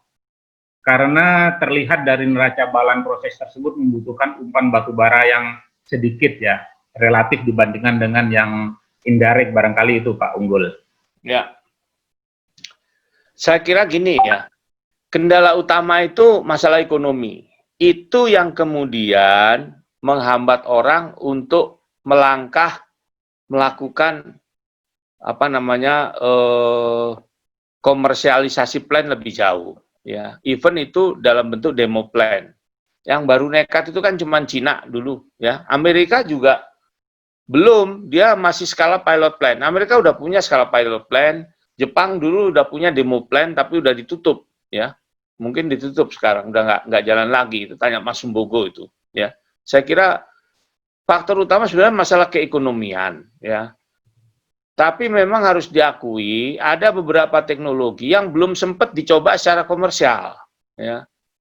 Yang baru nyoba setengah-setengah komersial itu baru Cina di apa Xinhua atau apa itu, ya itu mereka udah nyoba, tapi belum komersial penuh, setengah-setengah komersial dan itu tertutup. Kita nggak tahu untung apa rugi gitu loh, ya. Nah, sementara yang lain ya, yang dari Jepang, dari Amerika, karena mereka belum melakukan secara komersial benar ya, kita nggak tahu apakah teknologinya itu udah proven benar gitu loh, ya. Jadi teknologi itu bisa dikatakan proven sekali itu kalau sudah diproduksi secara komersial. Baru saya menyarankan untuk kita menerima teknologi itu membangun komersial plan. Harus hati-hati, mau DME, mau apalagi nanti metanol, kita lihat dulu, udah dibangun di Amerika, skala berapa, untung apa rugi, gitu. Harus diteliti seperti itu. Pernah gagal nggak teknologinya, gitu loh, ya. Jadi sebenarnya itu Mbak Galuh ya. Kalau direct liquefaction itu terus terang bagi saya lebih susah sebetulnya daripada yang itu indirect tadi. Indirect itu lebih gampang, digasifikasi komponennya ketemu langsung digabung jadi. Kalau direct itu saya bilang merubah bentuk itu lebih susah daripada meretelin kemudian menggabungkan lagi. Di situ banyak faktor-faktor yang kadang-kadang tidak bisa dikontrol, apalagi tekanannya tinggi loh, ya. Kondisinya lebih ekstrim. Seingat saya waktu saya percobaan di lab dulu itu sekitar berapa dulu itu? 450 derajat Celcius, tekanannya lebih tinggi, 15 megapascal. Berapa itu? 15 megapascal, Pak. 150 apa? 150 atmosfer. Ya. Gas hidrogen. Ya, itu gas hidrogen tuh, bukan apa-apa. Jadi, nah dibandingkan dengan indirect, suhunya paling berapa sih? 200-an kan, 300 ya. Tekanannya juga berapa atmosfer, nggak terlalu tinggi. Terlalu tinggi ya. Jadi direct itu ini banyak apa ya, sesuatu yang memang harus hati-hati di situ ya. Dan bisa banyak hal-hal yang tidak terkontrol itu ya. Dibanding dengan ini. Ya seperti contoh ini apa namanya? Kalau misalkan di situ banyak O-nya atau apa ya. Itu eksotermnya bisa naik, artinya panasnya bisa lebih tinggi dan itu memerlukan kontrol yang nggak gampang juga kadang-kadang.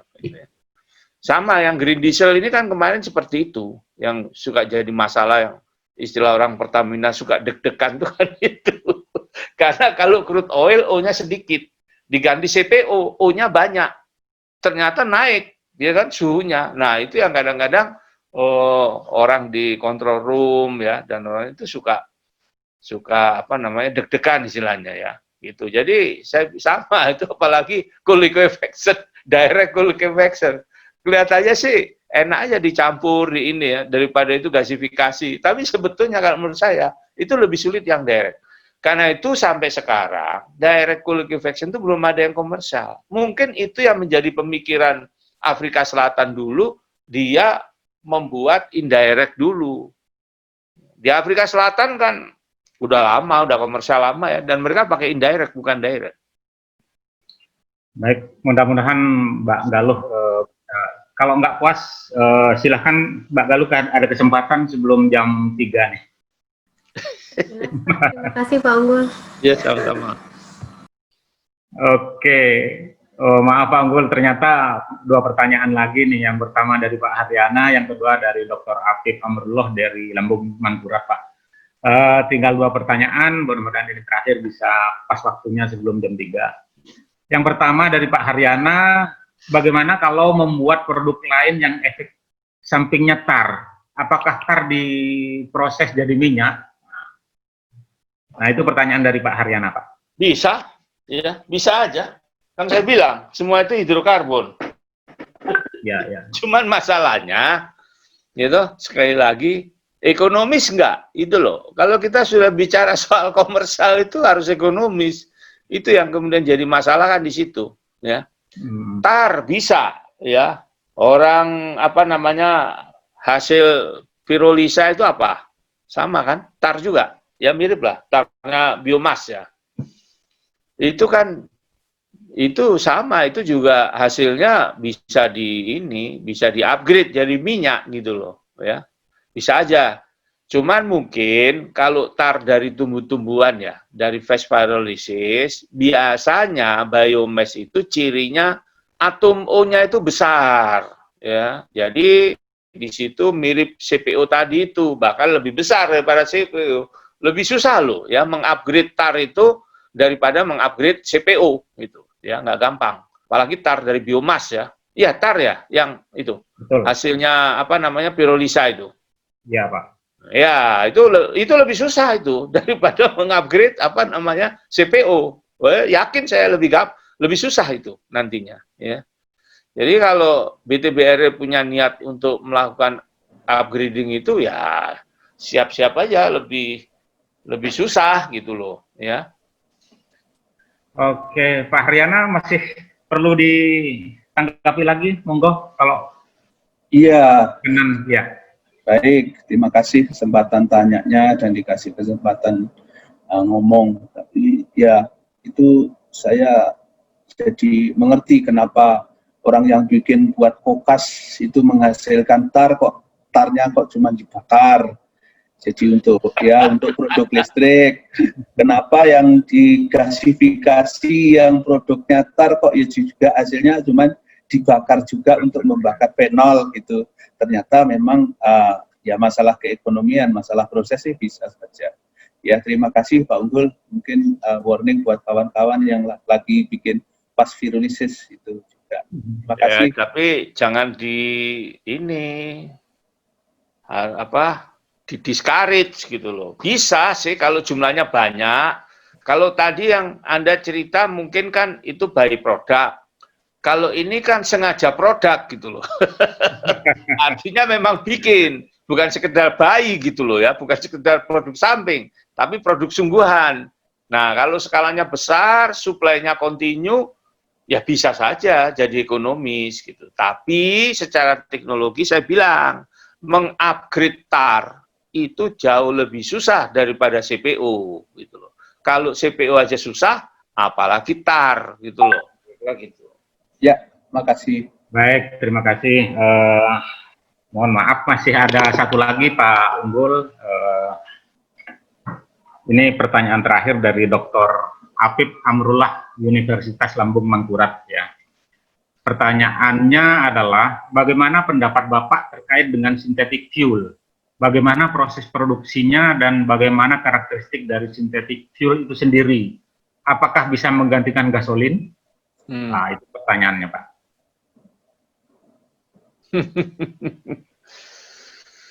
Ya, synthetic fuel itu bahan bakunya bisa dari mana aja. Sekarang yang penting satu, bahan bakunya itu harus murah, jumlahnya banyak, ya. Nah, dua itu dulu. Kalau itu ada, ya nggak ada masalah, ya. Contohnya sekarang orang berwacana bikin synthetic fuel dari CPO, ya kan? Karena dianggap CPO itu berlebih jumlahnya, pasokannya bisa kontinu. Tapi masalah harga yang belum ketemu kan gitu, ya. Kalau pasokan udah jelas, beda dengan tadi itu, apa namanya yang by product tarnya dari gasifikasi atau tarnya dari apa, itu kan by product, ya. Tapi kalau CPO kan jelas, produknya memang ada gitu loh, ya. Suplainya bisa dijamin. Tapi harganya bisa cocok enggak gitu. Nah, saya tadi kan kembali yang 3 tadi, ya. Bahwa harus ada, kalau samalah dengan liquefaction kalau mau bikin dari CPO, ya. 1, suplainya harus kontinu CPO-nya. 2, harganya harus masuk sesuai. Kalau nanti harga minyak turun, ya, yang sintetik itu masih tetap mahal, mau nggak gitu loh. Pemerintah membeli dengan harga yang tetap mahal itu tadi terus disubsidi. Itu pertanyaannya, ya. Nah, kalau itu nggak terjawab, nggak pernah bisa, ya. Memang Indonesia ini agak beda dengan Eropa. Kalau Eropa, semua yang dari renewable itu pajaknya maksimum 20%. Ya. Semua yang dari fosil pajaknya 100%. Ya. Jadi biodiesel dan sekelasnya itu bisa bersaing gitu loh. Udah nggak perlu subsidi-subsidi lagi di situ.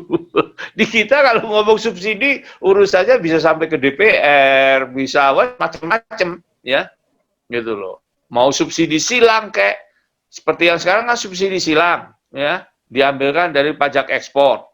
Nah, padahal kalau semakin banyak dipakai biodiesel itu, produksinya ditingkatkan, yang diekspor turun makin sedikit, subsidinya dari mana? Kan itu pertanyaannya. Jadi itu muter aja, nggak ketemu-ketemu itu nanti, ya. Hanya bisa dalam jumlah tertentu, gitu loh. Nah, itu yang sebetulnya saya nggak ganjel, saya terus terang ganjel itu di situ, yang apa namanya itu sawit itu, ya. Karena itu masih belum ketemu. Kalau sistem itu belum dibenahi, itu belum bisa besar-besaran. Ya. Karena tetap aja, artinya apa? Sebetulnya orang membutuhkan ekspor gitu loh, ya. Karena kalau ekspornya turun juga subsidinya bisa masalah nanti. Ya. Jadi sama tadi yang pertanyaan dari Universitas Islam Mangkurat itu, mutu nggak kalah. Saya yakin, walaupun namanya sintetik nggak masalah, wong sama kok. Ya, kalau secara kimia itu formulanya sama ya sama, ya kan? Beda kalau formulanya beda, ya. Gitu. Tapi kalau formula kimianya sama, saya pikir nggak ada masalah. Tapi sekali lagi jawabannya itu tadi, supply, harga, dan jaminan, ya itu tadi. Kalau jaminan teknologi saya kira sudah nggak ada masalah. Yang menurut saya masih masalah supply sama ini. Jangan kalau CPO nanti naik misalkan, ya, terus ini orang nggak mau jualan, lebih baik saya jual CPO mentah aja daripada saya jual dengan harga yang sudah ditetapkan, gitu kan? Ya, nah kalau gitu nggak terselesaikan. Ya itu apa solusinya? Yang gampang kalau mau ngikutin Eropa, bisa nggak? Nah itu pajak. Yang paling bisa menurut saya cuma memainkan aturan pajak. Toh selama ini ya sebetulnya ada pajak itu, cuma nggak sama. Ya, biodiesel sama kena PPN, ya, bensin juga sama kena PPN, PPH, sama semuanya. Nah, sekarang kalau dibikin tidak sama gimana? Gitu. Yang satu dinaikkan, yang satu tetap misalkan lebih rendah. Nah, kalau itu gampang, ngaturnya gampang. Baik, Pak Unggul. Ya, saya kira kami ucapkan terima kasih kepada Pak Unggul terutama. Saya kira sudah cukup panjang lebar ya memberikan penjelasan terkait dengan topik hari ini adalah konversi batubara untuk transportasi ya. Nah, saya kira saya nggak perlu menyimpulkan lagi, cuman ada 3 hal yang tadi sangat penting terkait dengan kesuksesan coal to liquid ini. Yang pertama itu adalah jaminan supply dan harga batubara.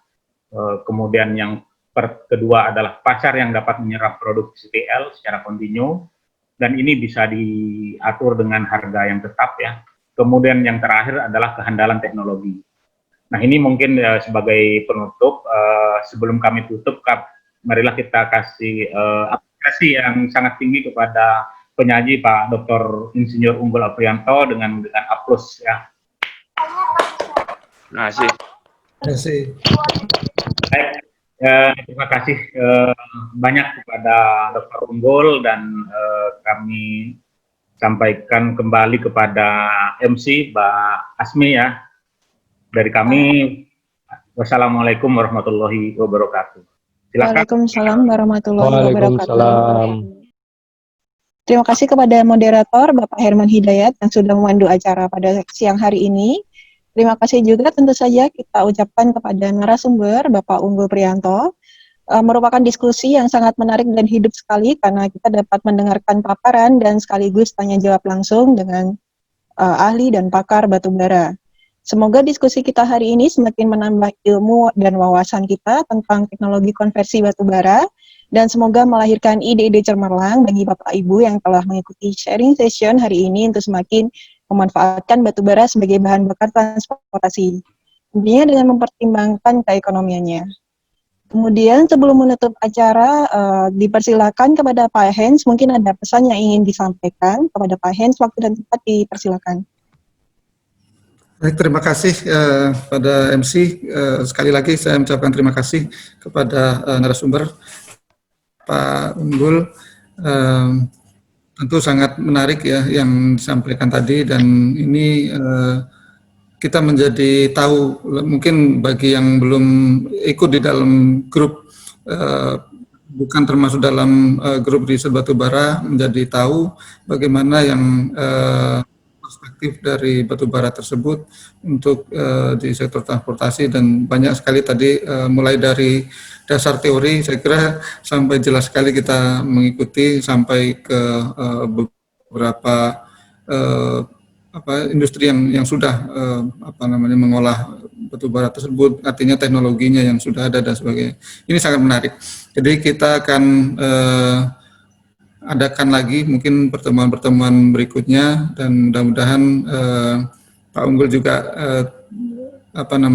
masih berkenan untuk mengisi pada kesempatan yang lain, insya Allah, karena kita sebagai BPPT terutama untuk bidang energi ini memang perlu ditingkatkan semangatnya, juga dari kegiatan tidak hanya batu bara, termasuk bahan bakar nabati, biogas dan lain sebagainya. Ini hal-hal yang perlu kita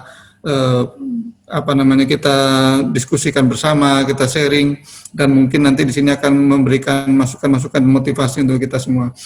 Terima kasih kepada panitia dan seluruh hadirin, dan mohon maaf apabila tidak berkenan. Saya kembalikan kepada MC. Silakan. Baik, terima kasih Pak Hens untuk penutupannya.